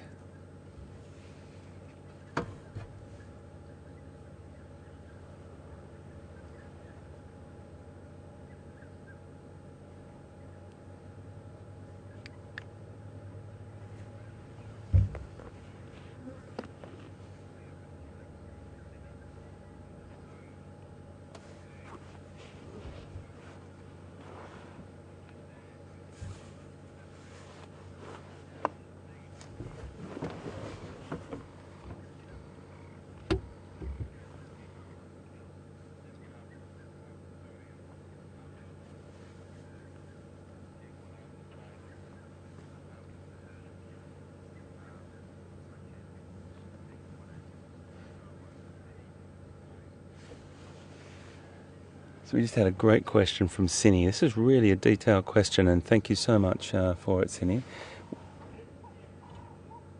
Cindy wants to know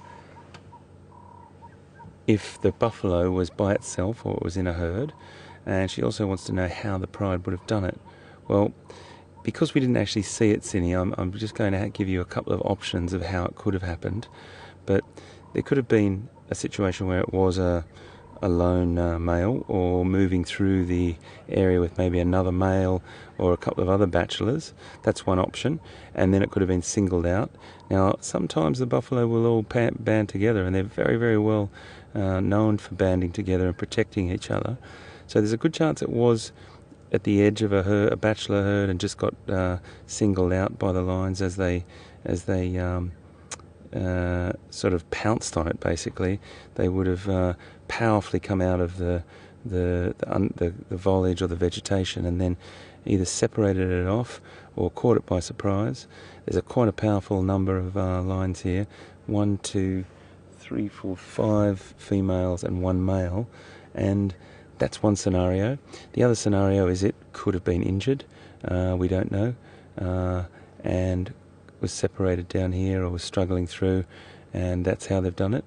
It could have been separated off from a bigger herd as well and was a straggler at the back of a large herd, but we just don't know because we weren't here. But there's many different scenarios that could happen. The most important thing is that the lions work in a strategy that they can protect themselves from these incredible horns. Now, it is a male, it's a bull buffalo. It could have been a bull that was past his prime, but it also could have just been an individual trailing on the edge of a herd. So just depending on how the situation was, and it's probably an individual that was a bachelor in a bachelor herd, and then the lions have used that strategy and their experience to pull this huge beast down, and this will feed them for many days. But great question, Cindy, and thank you very much. It does share with a lot of other people how this could have happened. We will never know because we weren't here. The male's now just coming right down behind me.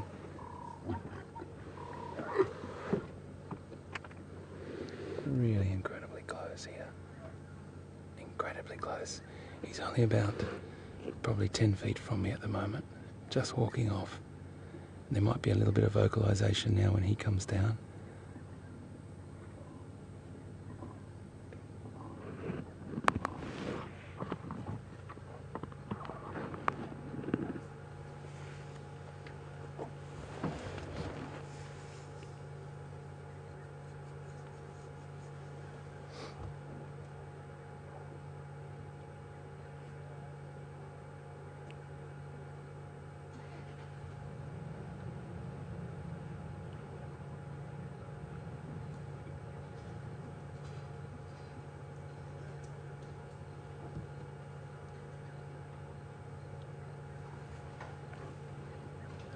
You can see the big, oh, you can't see it now, the little cub just walked in front, but there's a big set of horns on that buffalo, so that's the most dangerous part of the buffalo.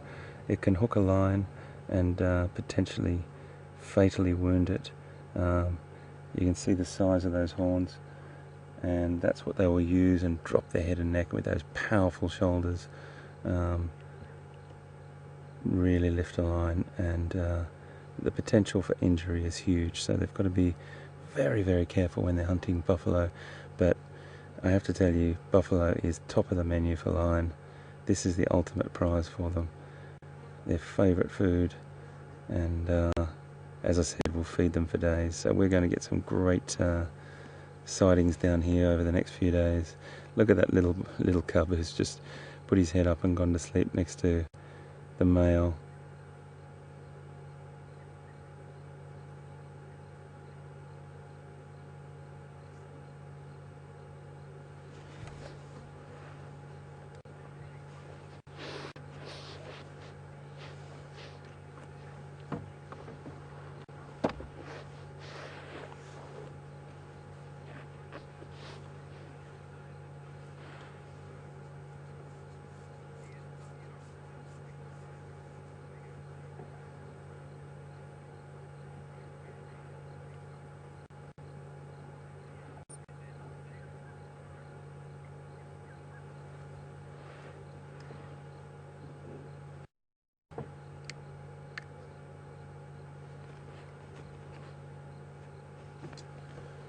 We just got a question from Leanne in Lakeland, Florida, if he is the dominant male.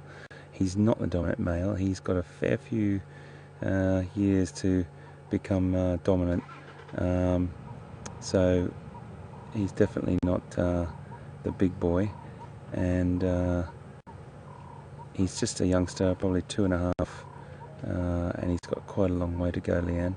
But he eventually will be dominant somewhere, as most males strive to be. Did you copy?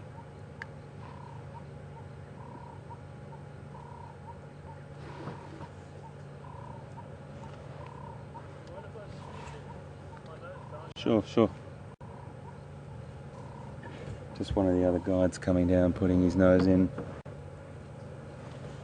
I'm just going to move forward a little bit for him. We'll still have a good vision, folks.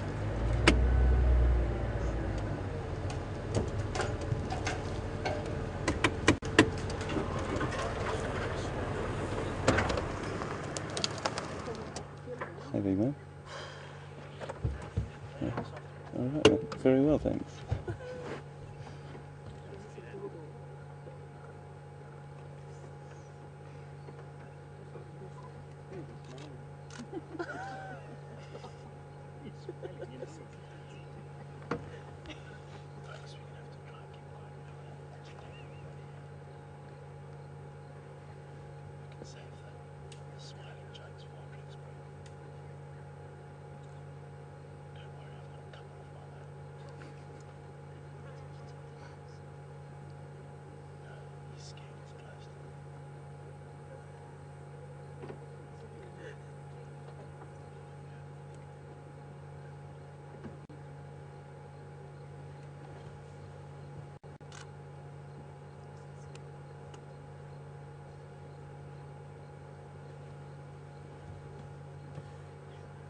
That female in behind there is still feeding.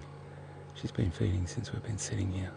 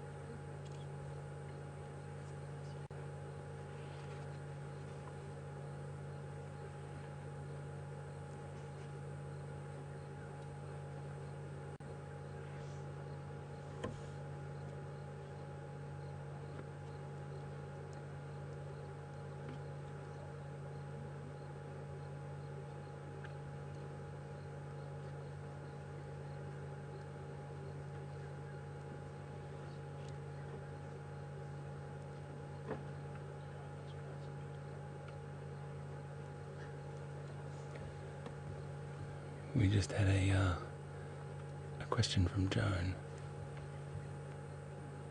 Joan Thompson,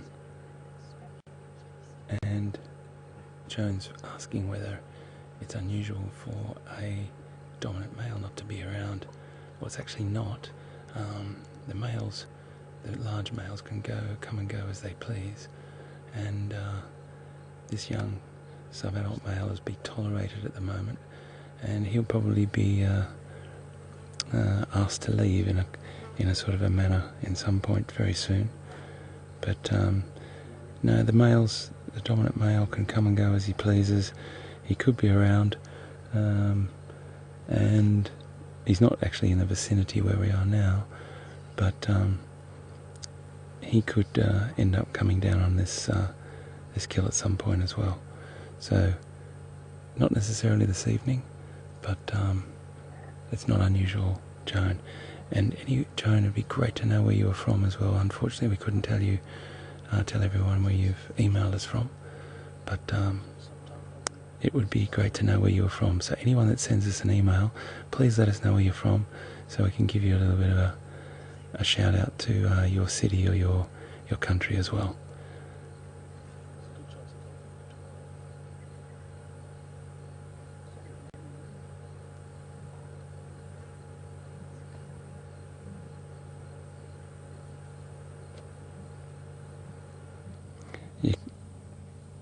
It's really interesting what's going on right now.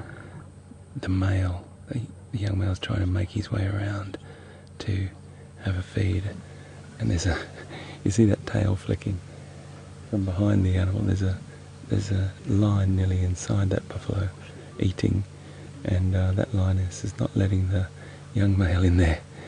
She's saying, "You just wait your turn, my friend."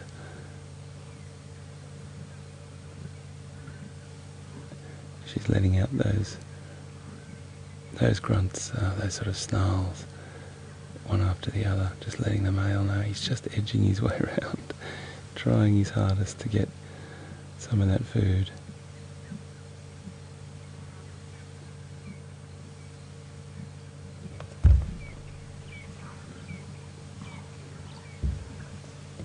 There could be a little bit of a scuffle here.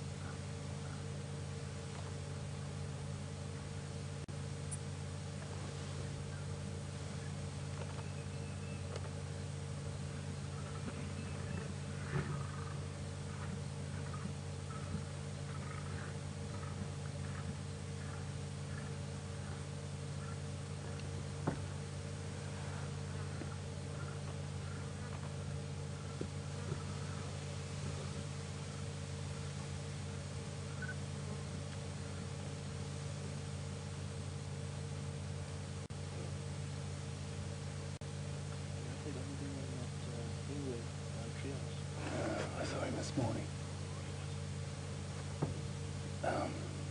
I'm not sure. He was not very habituated. Just took off and went for a drive, but then just on the western side, I think, of the dam. But it was nice.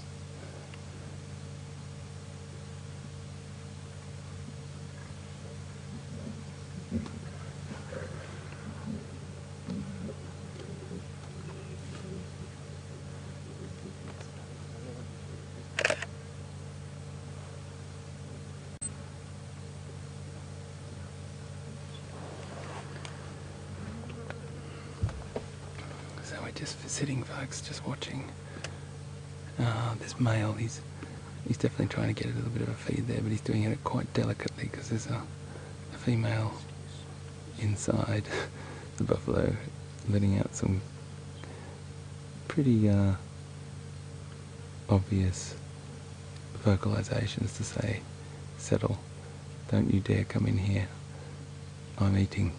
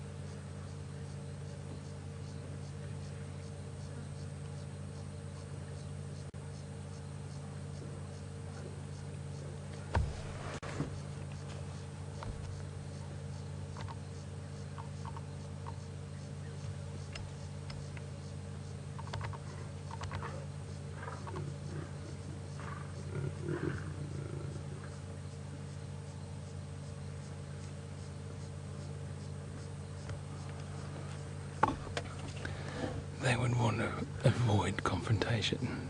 Rather than hurting each other, there's a little bit of discussion that goes on.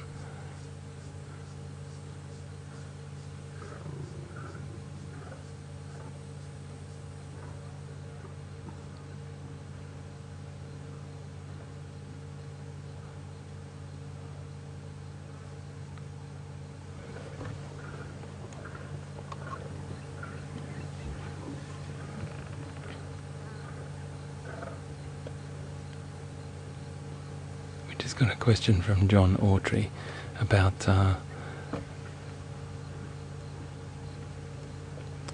whether we get concerned in situations like this, whether we get a non-start or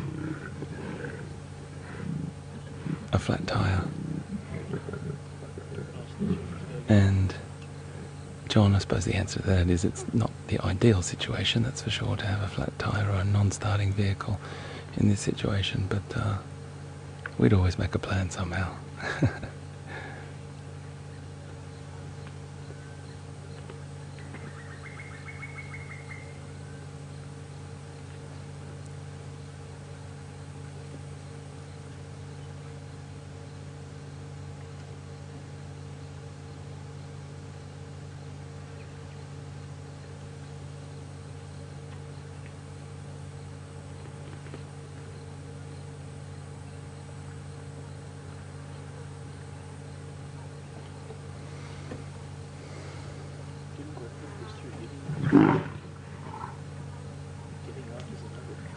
Yeah.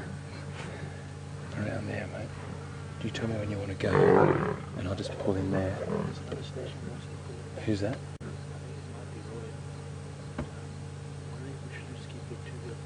Okay. Happy days. Is that okay? Okay.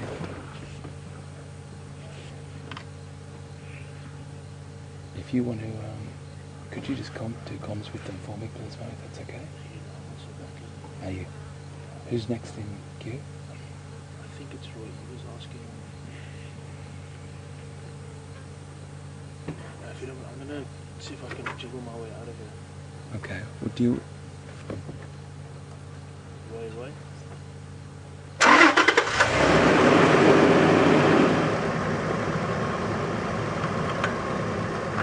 Okay. I'll go into there. I've got a massive wheelbase. Yeah. It's okay. We've done this before. The other guys went up and around there. Yeah. So folks, I'm just going to just move out to let one of the guides out, because our smaller short wheelbase is allows us to jiggle around in this woodland. I'm just going to park our nose in front here, so bear with me, everyone.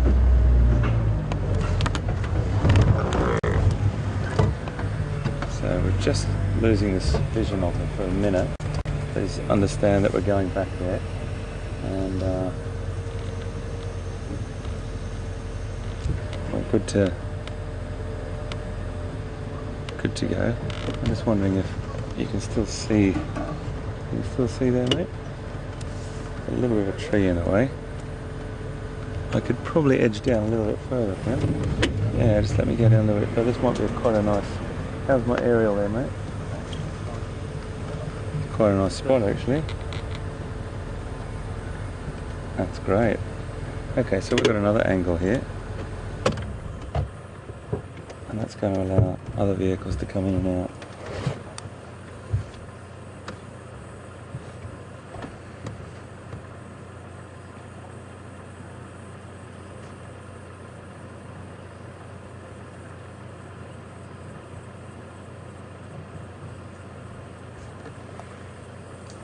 So eventually he's made his way in.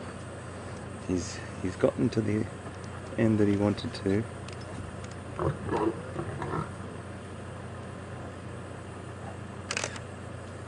And that female has got a very full belly.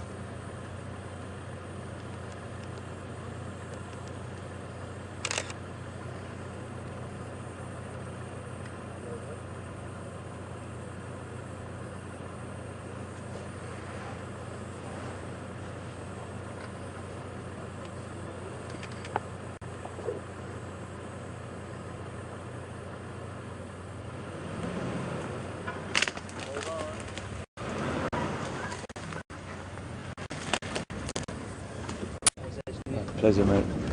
Cheers, guys. What a superb encounter, everyone, today. It's just been brilliant. It's been, I don't know, an hour and a half of lines, I think, and I hope that's okay with everyone.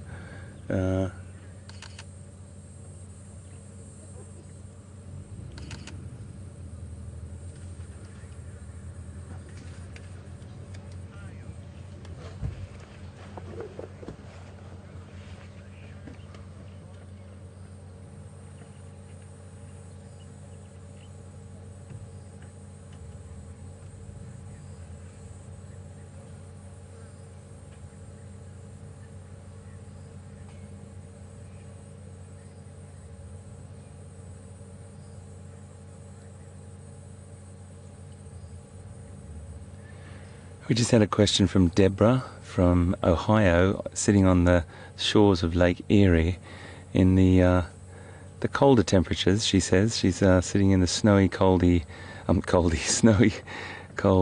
shores of Lake Erie. Well, Deborah, I'm sure it's beautiful there as well, but it's so good to have you on board here, and really glad you're watching it and sitting with us. And your question is, how long will the pride feed off this buffalo bull? And that would be probably the next few days, I'd say. They'd probably get 2 or 3 days out of this, and it also depends on a lot of other external contributing factors. But if all goes well, they would probably stay here for about 2 or 3 days and fill their bellies, digest, sleep, remembering that lions are only really active for about, properly active for about 4 hours a day, and 20 hours of the day they're either sleeping, digesting, socializing and sleeping again. So we'll probably see them again, and it's just a great thing to be able to know. If it was an impala or well, it wouldn't have, it would probably be one sitting, or a small zebra.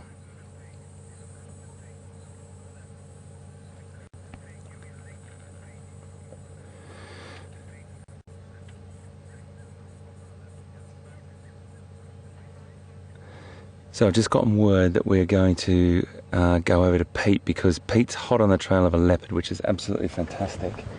And I think that's a great thing to do right now, because he's been looking for this particular leopard that we saw this morning all afternoon. We'll stay with these guys, they're not going anywhere, that's for sure. And you can come back to us you know, just before we close. But the most important thing is let's cross to Pete now and see what he's up to. See you soon.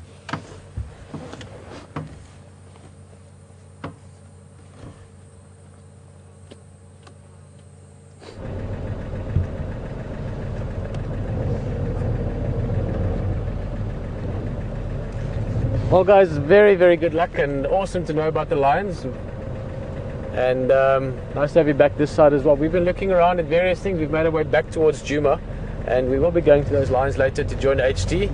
I'm sure he's excited. They were just saying today that we hope to find lions, but we've been looking around here. There's fresh leopard tracks, and we've been just poking our noses in here, and then Brian spotted something from the back and we want to go investigate, but we didn't want to go before he joined us because it might be nothing, but it looked like first want to get closer and see. We just wanted to be here for it, so let's hope our instincts were right there. It was a little glimpse of something. What is that, Brian? Definitely something. We spotted this in the distance. For a second I was worried it might just be some old elephant dung and it's a big false alarm, but let me just move a bit.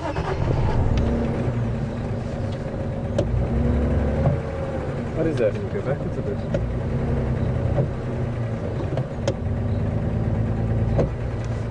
The hyena. It looks like a hyena sleeping. Yeah, It's a sleeping hyena. Oh, that's a good start, but at least not elephant dung. Okay, well, hyena taking a nap. Let's have a look.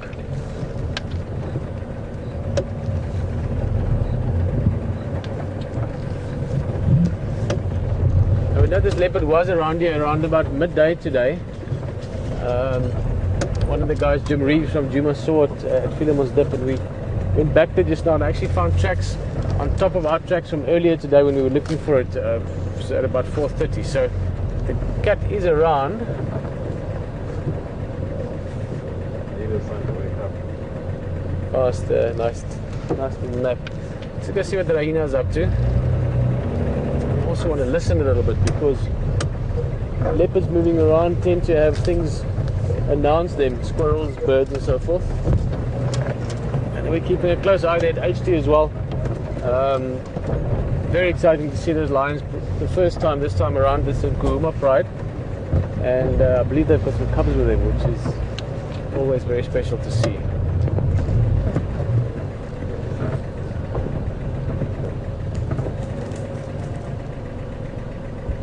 I might have to move a little bit. It's quite thick bush here.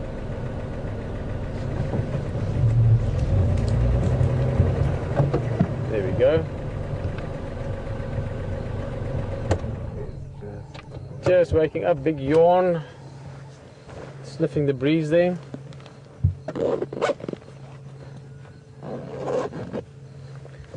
This, of course, is a spotted hyena. Big ears, very good hearing. And they normally are parts of clans, but this one could be on its own, and the clan could just be somewhere in the vicinity.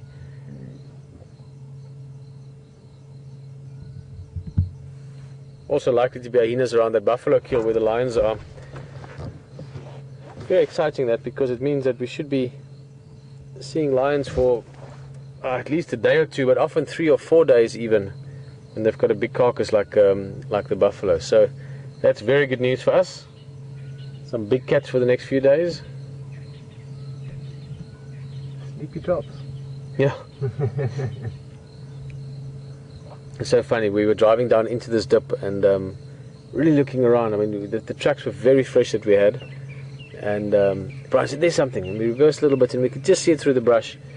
And my first instinct was duiker carcass. So something a leopard might have caught. So that would have been very fresh.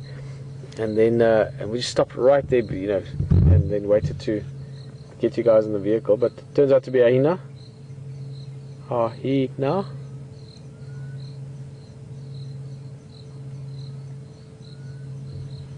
Still wonder where that little leopard is. It's a young male from the track, so probably the one that was at Treehouse Dam this morning. Most likely Djuma, somewhere in this area. But this is perfect leopard area. It's so lush and so thick, and that leopard could be anywhere. So we're gonna keep looking around.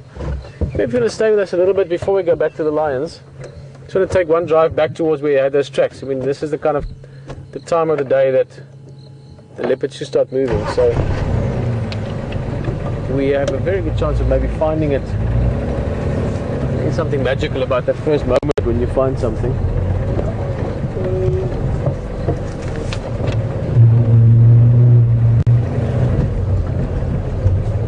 Nice little nap there, huh?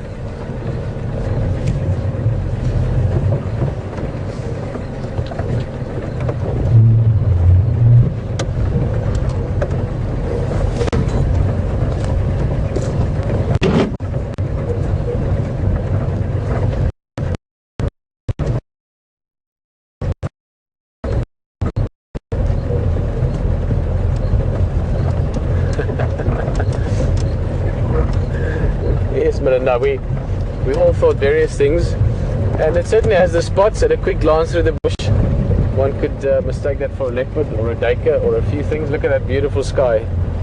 This is evening time in the bush.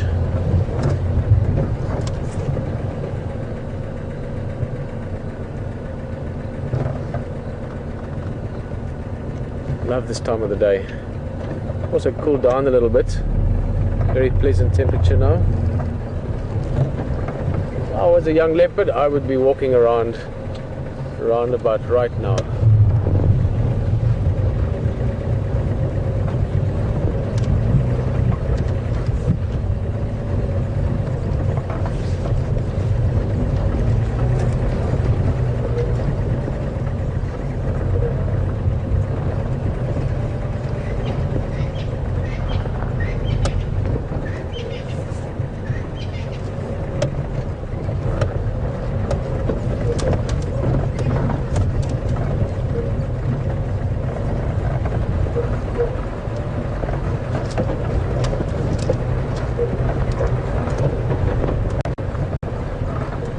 Great that we can see lions now, because let's get through this dip quickly.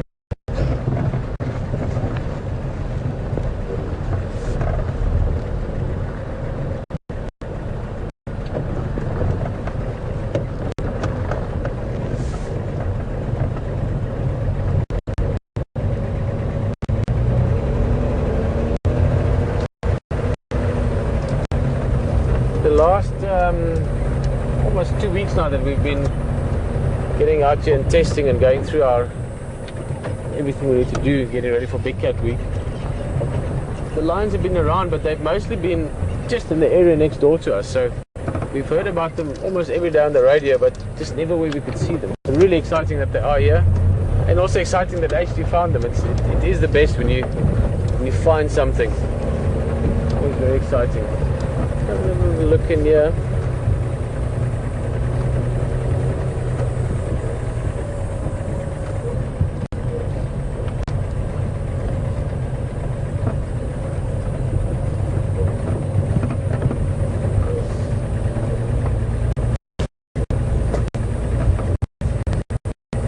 Talking with Aubrey earlier this afternoon. Aubrey's one of the guides at Boyatela. He's been here forever. He started as a tracker probably, I don't know, 30 years ago or something. He knows this area better than the back of his hand. and he was saying that Djuma also means shy. I didn't actually know that. I just know about the word Tingana. So this was, if it is the leopard we think we're looking for, it was the shyer brother of the two, quarantine being the other one.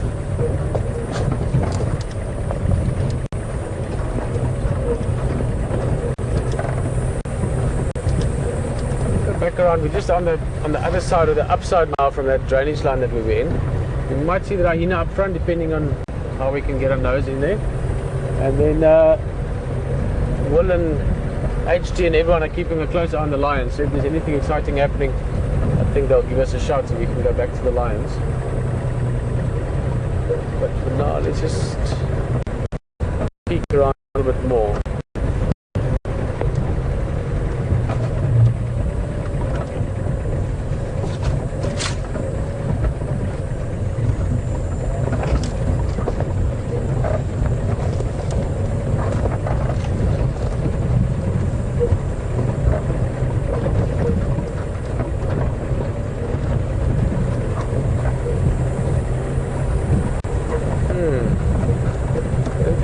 Too close to the hyena, it's in there.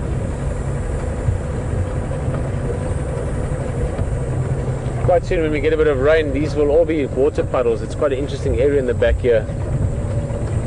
Popular wallowing spot, popular spot for the more solitary animals to hang out.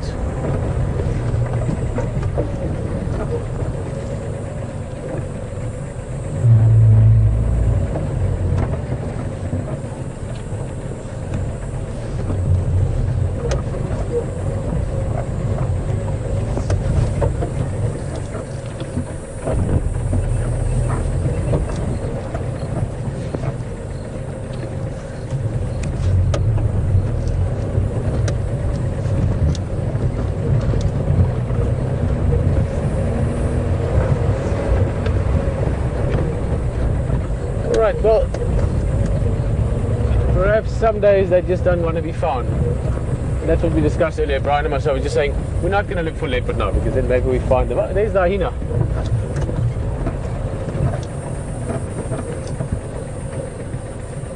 If we can get him thereabouts. It's a bit dark here. He's lying down as well now. Let's go a bit forward for you, Brian. There we go. Okay, so the hyena's getting mobile, maybe the leopard. We're going to just make our way out of this thick bush up towards the quarantine area. If we bump into the leopard, great. If we don't, we're going to continue onto those lions and go join HT there. I'm sure he's got a big grin on his face. It's always lovely to see lions, the biggest of the cats. Well, in Africa. Tigers can be slightly bigger.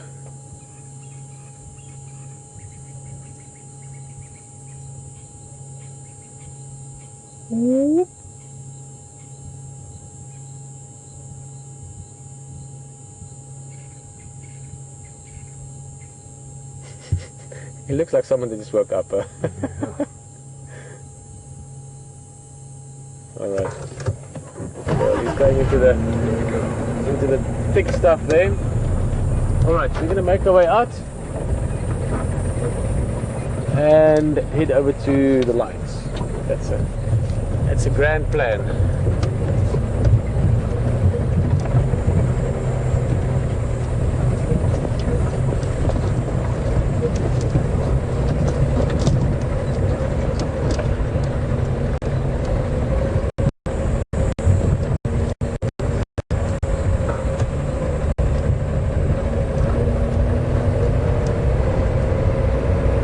Alrighty.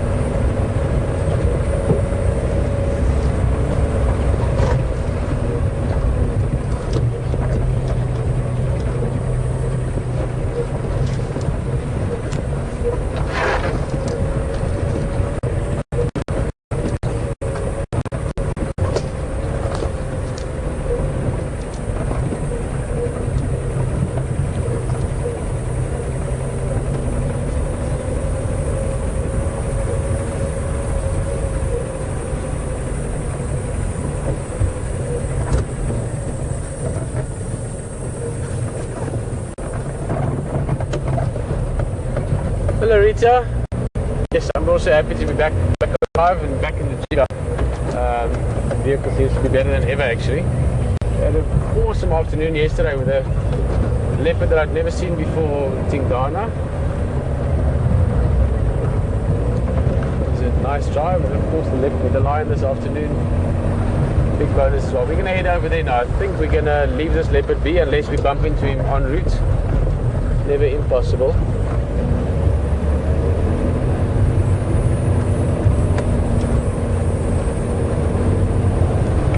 HD again.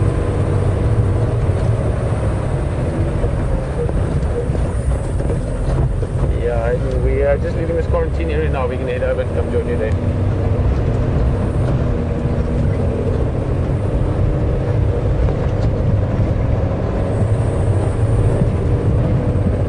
Okay, perfect. See you in probably 7-8 minutes.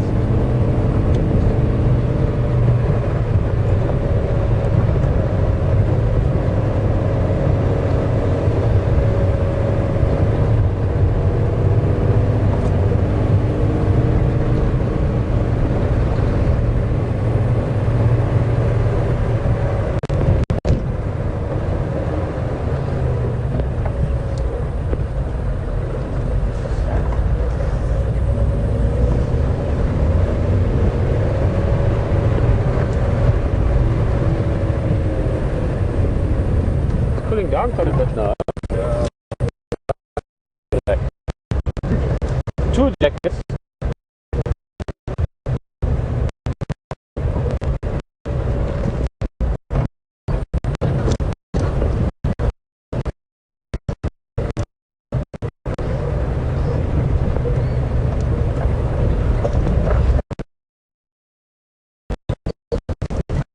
That might be ready for.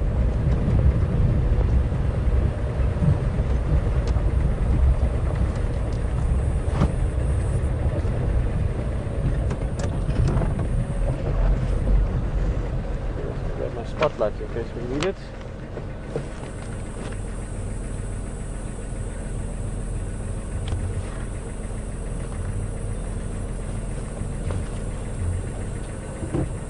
Always handy.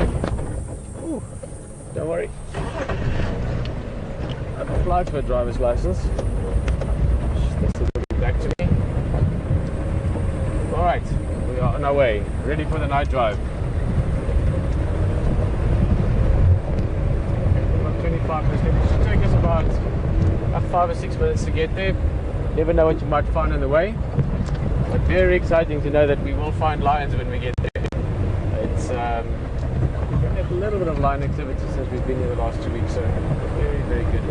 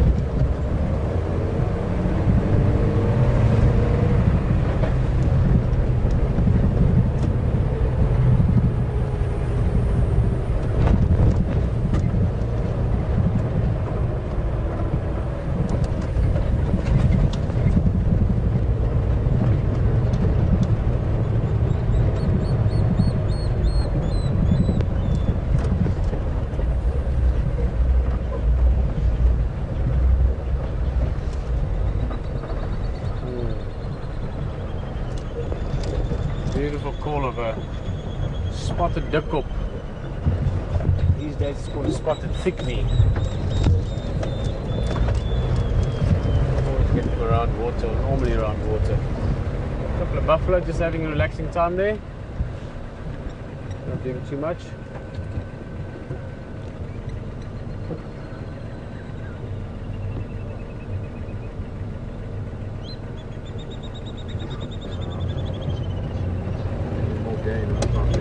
upon us.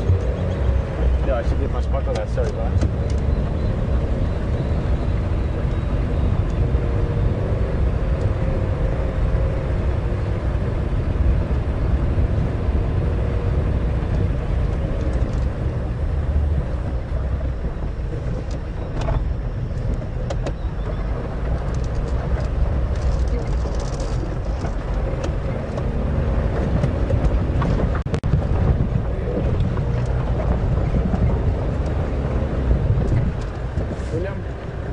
Johnny, Aubrey, hello everyone, how's it going?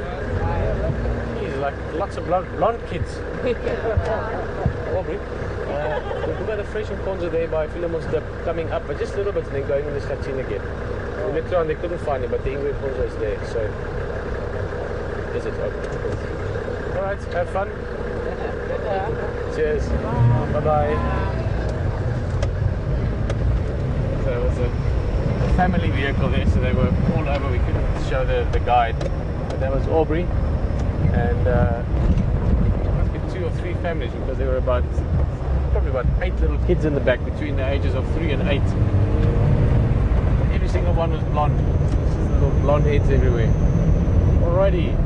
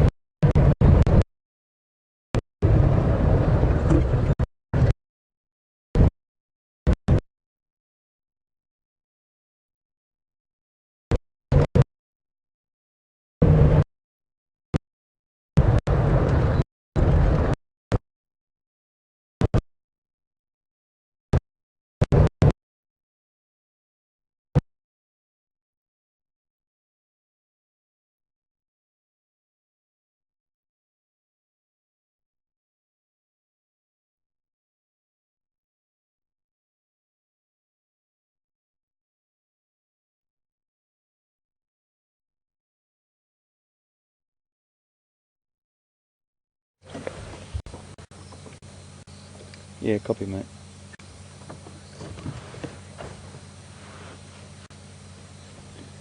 So, folks, we're still with this lime kill, and for a very good reason. The sub-adult male has gotten in there, and he's been down on that kill since you left us, and we know to see Pete, and Pete I think found a family, and he's on his way to come and see us now. He might have just dipped out down into a bit of a drop zone, but he's on his way to meet me now. This kill here comes another female, beautiful, and she's just going to lie next to this kill, and they will protect this kill fiercely. There's enough food to last them for a couple of days there.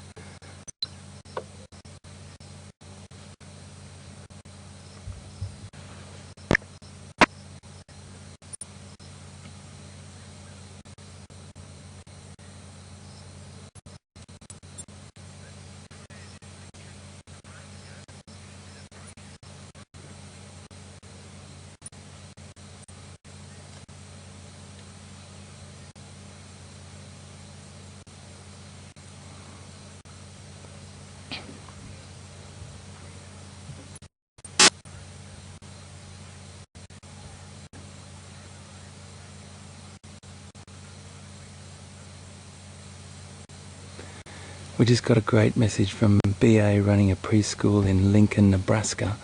Fantastic to have you aboard. And there's a question from Luke. Hi Luke, this is amazing to be able to talk to you from here. And we're right in front of these lions eating their dinner. And these lions are definitely got a lot of food there, that's for sure. But Luke, your question's a really interesting one. Why are they sort of a little bit angry with each other, or a little bit sort of bossy with each other around the dinner table there? Well, the reason for it is this, Luke. Everyone looks for the best part of the buffalo, and you know, they want to get the best meat that they possibly can. And if one's feeding in a particular area and the other one tries to push him out of the way, it's a little bit like you sitting at a dinner table with mum or dad or brother or sister or whoever, and pushing them out of their seat and trying to eat their food on their plate. So that's why it's a little bit, they get a bit cranky sometimes, but then they settle down and everyone's fine. But it's a really good question, Luke, and so fantastic that you're in Nebraska watching this, and we hope that you keep watching, and we really look forward to getting more questions from you. So great question, Luke, and hi to the rest of the class.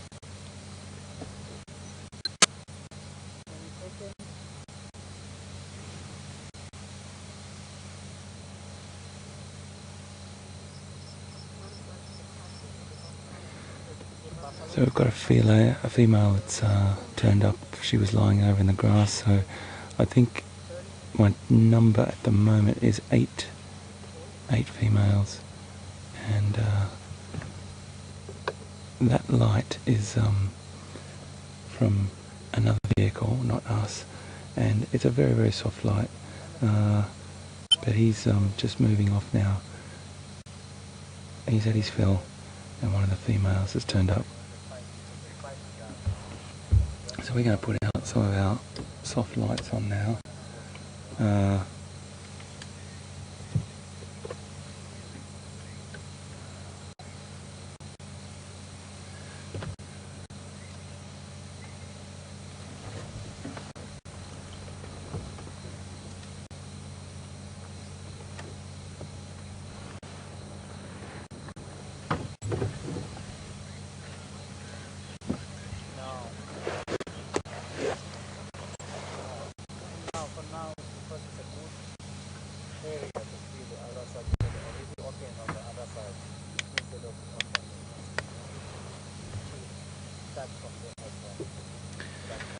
So an incredible afternoon, everyone, and just so happy for you to be here with us.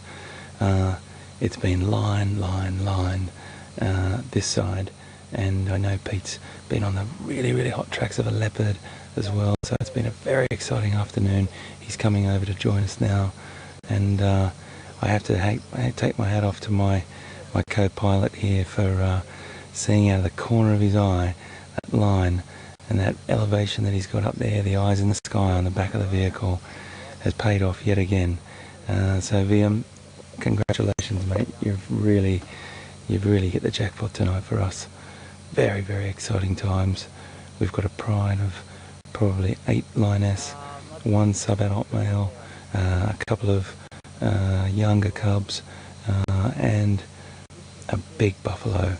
So that means that they're going to be here for a few days, and it's going to be high times for the old lions for the next couple of days here. We'll definitely come back to them as well. But we'll wait for Pete, and we're probably going to stay here, folks, if that's okay. It's no use us moving off and trying to find anything else now.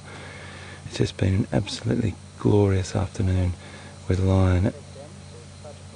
One of the interesting things was that Liam said to me today at lunchtime, you know what, I favour lions a little bit more than leopards, you know. He said, I still like leopard a lot, but I really love lions. Sure enough, mate, your dreams have been fulfilled, and it's just great to have you all on board with us.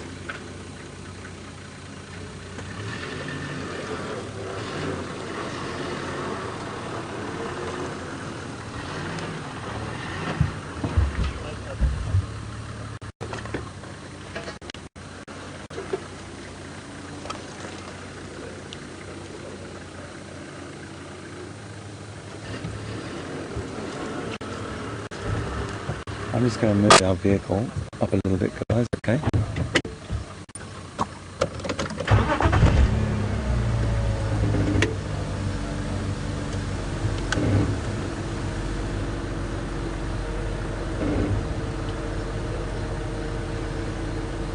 Yeah, we've just got a little bit of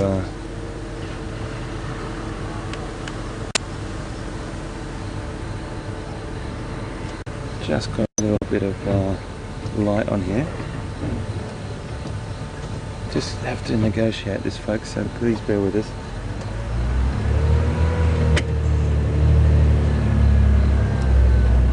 Just bear with me, guys. I've got to put the light down to get out of this location we're in. This is very, very tight here. Alright to come back, mate? Alright to come back?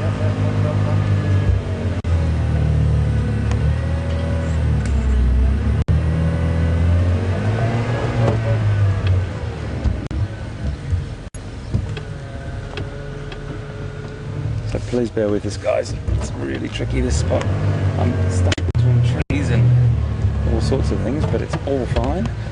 We've got one of the best cars in the world, and I'm going to just position myself so Pete can also get a lovely position here and have a look at this great kill.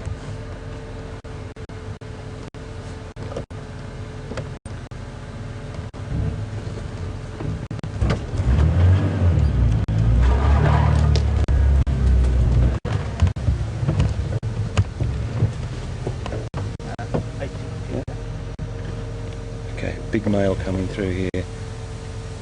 I'm just going to put the light on him. A little bit more. Just a little spray of light just on his back there, not in his eyes. And you can see him. Oh, he's just got, look at the size of the belly, folks. That is... Ah, yes. Happy days. Happy days. Look at that belly. He has definitely had his fill.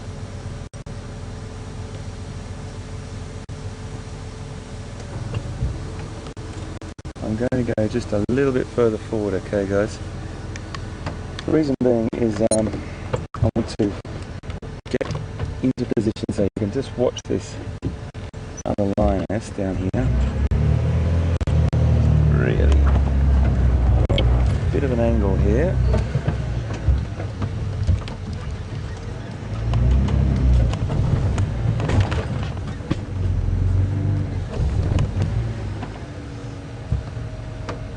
Will be able to stick his nose right in front of me there. Let's just see if Liam can see down there. I'm going to turn one of these lights around. How's your shot there, mate? It's a little bit tricky.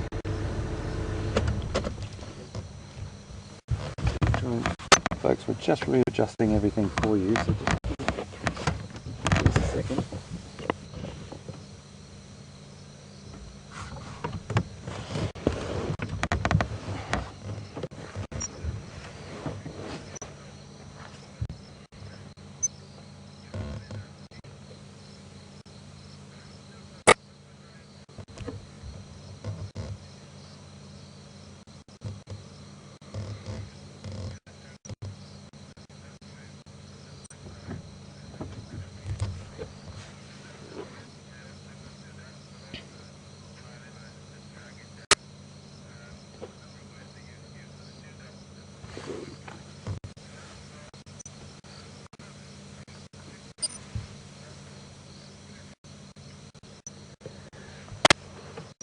Just had a great question from Jordan in South Australia. Oh, I'm sorry, Melbourne, in Victoria, Australia.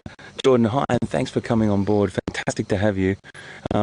You asked a very, very detailed question. I like that a lot. It's just asking whether the lions would have put their mouths over the buffalo's mouth to suffocate it, or they would have bit it around the windpipe or something like that. Well, I have to say, Jordan, I've only ever seen the suffocation method where they put their mouth actually over the animal's mouth themselves with something like a wildebeest. The buffalo's mouth also could be done, there's no doubt about that, but I think the majority of times that I've ever seen anything happen with buffalo, it's been the sheer numbers and weight on the animal and going for that asphyxiation around the throat. So sorry about the detail, but it is quite important to understand that the quickest method is for them to asphyxiate the animal or suffocate the animal, and they will normally bite the windpipe. One will be underneath, trying to make sure that it stays well away from those horns, and the others will be just the sheer weight of, you know, an adult male gets up to about 190 kilograms. Oh goodness, I've got to do a conversion for you then. I might have to ask the control room to do that for me whilst I'm still talking to you. But 190 kilograms for the males, and I think about 130, 140 for the females. So if those conversions I might get from control room whilst I'm talking, that'd be great. And those sheer weights on top of the buffalo will just either pull it to the ground and make it lose its footing, and then once that happens, they'll finish off the business there. But Jordan, the only time I've ever seen that asphyxiation method you're talking, mouth over the other animal's mouth, was with a wildebeest. I'm sure. Oh my goodness. I've just got a message from Pete. Pete's got lines as well. This is incredible, folks. We're going straight to Pete.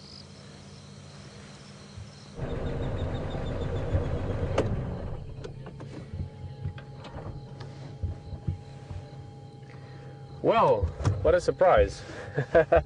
We heading back this way. We got slightly sort of a different turn in terms of the directions, and as we're heading over, I knew I was getting close. The guys told me on the radio just west of Tambuti Dam, and then as we were coming through the dip, Tambuti Dam is just on our right hand side. I had this beautiful view in the road. About 4 or 5 of them were busy crossing the road. They obviously came to drink water, and we decided to stop just here because it's such a nice view with the shadows like this.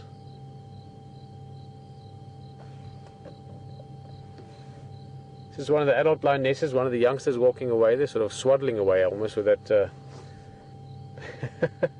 with that big belly.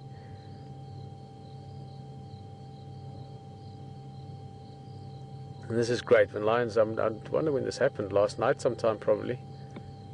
It sounds like quite a big buffalo, so we're probably going to be spending 2 days, 3 days with him. Still going to catch up with HT and see how many lions there are and what the composition of the group is. The Kuhuma Pride should be in the vicinity of about 9 or 10 lions. I haven't seen them since we've been here, so I will get to know them over the next day or two.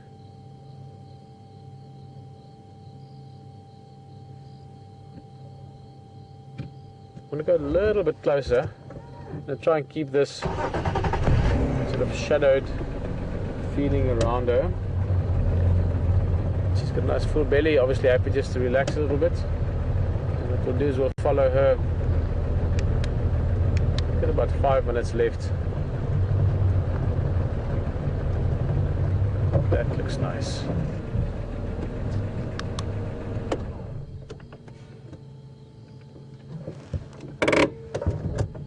Bit of a scratch on the side of the face there, looks like, probably from the, well, from the hunt itself. You can get injured in that, but also that first, especially in the beginning when they're all very hungry, you can sometimes get a bit of a scratch from one of the other lions.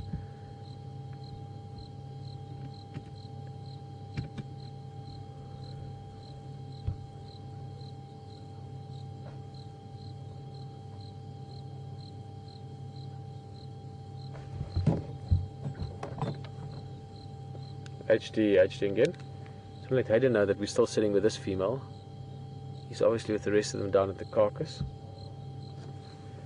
Yeah, Hayden, I'm sure you've got a big smile on your face at the moment. Awesome cats. We've got one Mafazi here, one female in the road, and the others waiting back to you. So we're going to stick with her for now and then join you if she comes over.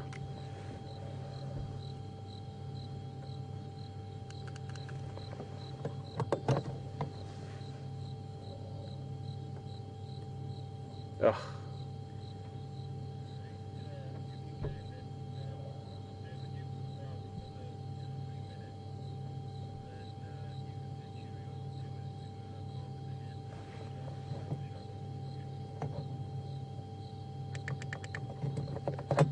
Standing by.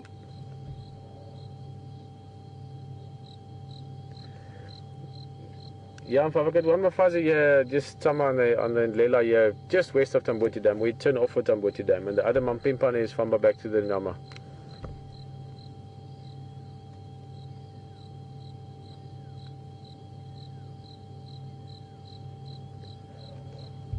Yeah, it was just west from Tambuti Dam, just from the dip as you're going up the hill west.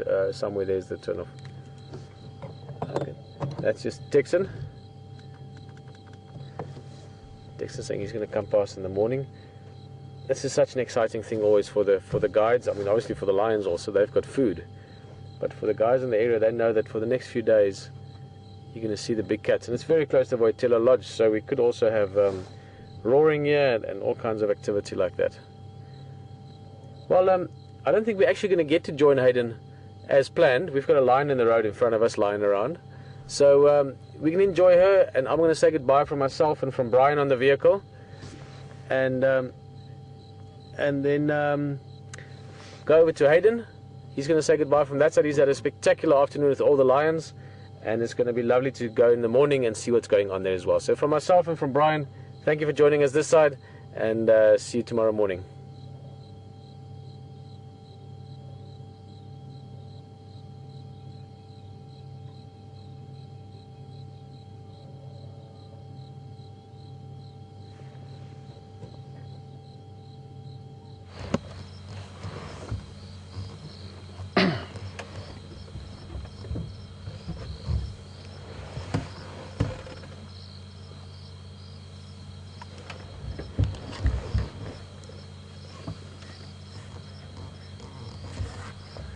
Well, welcome back, folks. I don't really know what to say. It's not often in life I'm lost for words, but we are surrounded by line here. It's about 2 minutes to 7, and this is one of the best experiences I've ever had in my entire life. This is absolute ultimate cat central. We've got about 8 females, 1 adult male, a couple of young cubs. Not that they're anywhere to be seen at the moment, but they're flat digesting. There's some absolutely fantastic lines around us at the moment in this magnificent place, Djuma Game Reserve in Sabi Sands, South Africa. It's been an absolute pleasure to be here today, and I'm just so over the moon for you, mate. I'm over the moon for everyone with us. I'm really excited that we've been able to bring this to you live. We've got a beautiful female.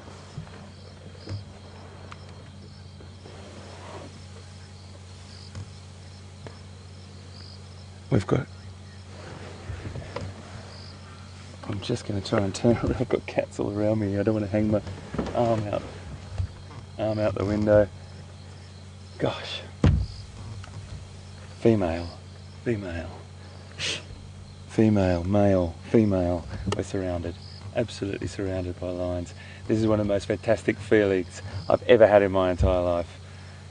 I just said it before, I'm so excited, guys. Liam, hats off, mate. Absolutely brilliant. This is the most incredible experience. We brought it to you live from the Djuma and Arathusa Game Reserves in Sabi Sands, South Africa. Magic stuff. You were with us. Thanks so much. See you next time. Tomorrow morning, 6 o'clock. Be there.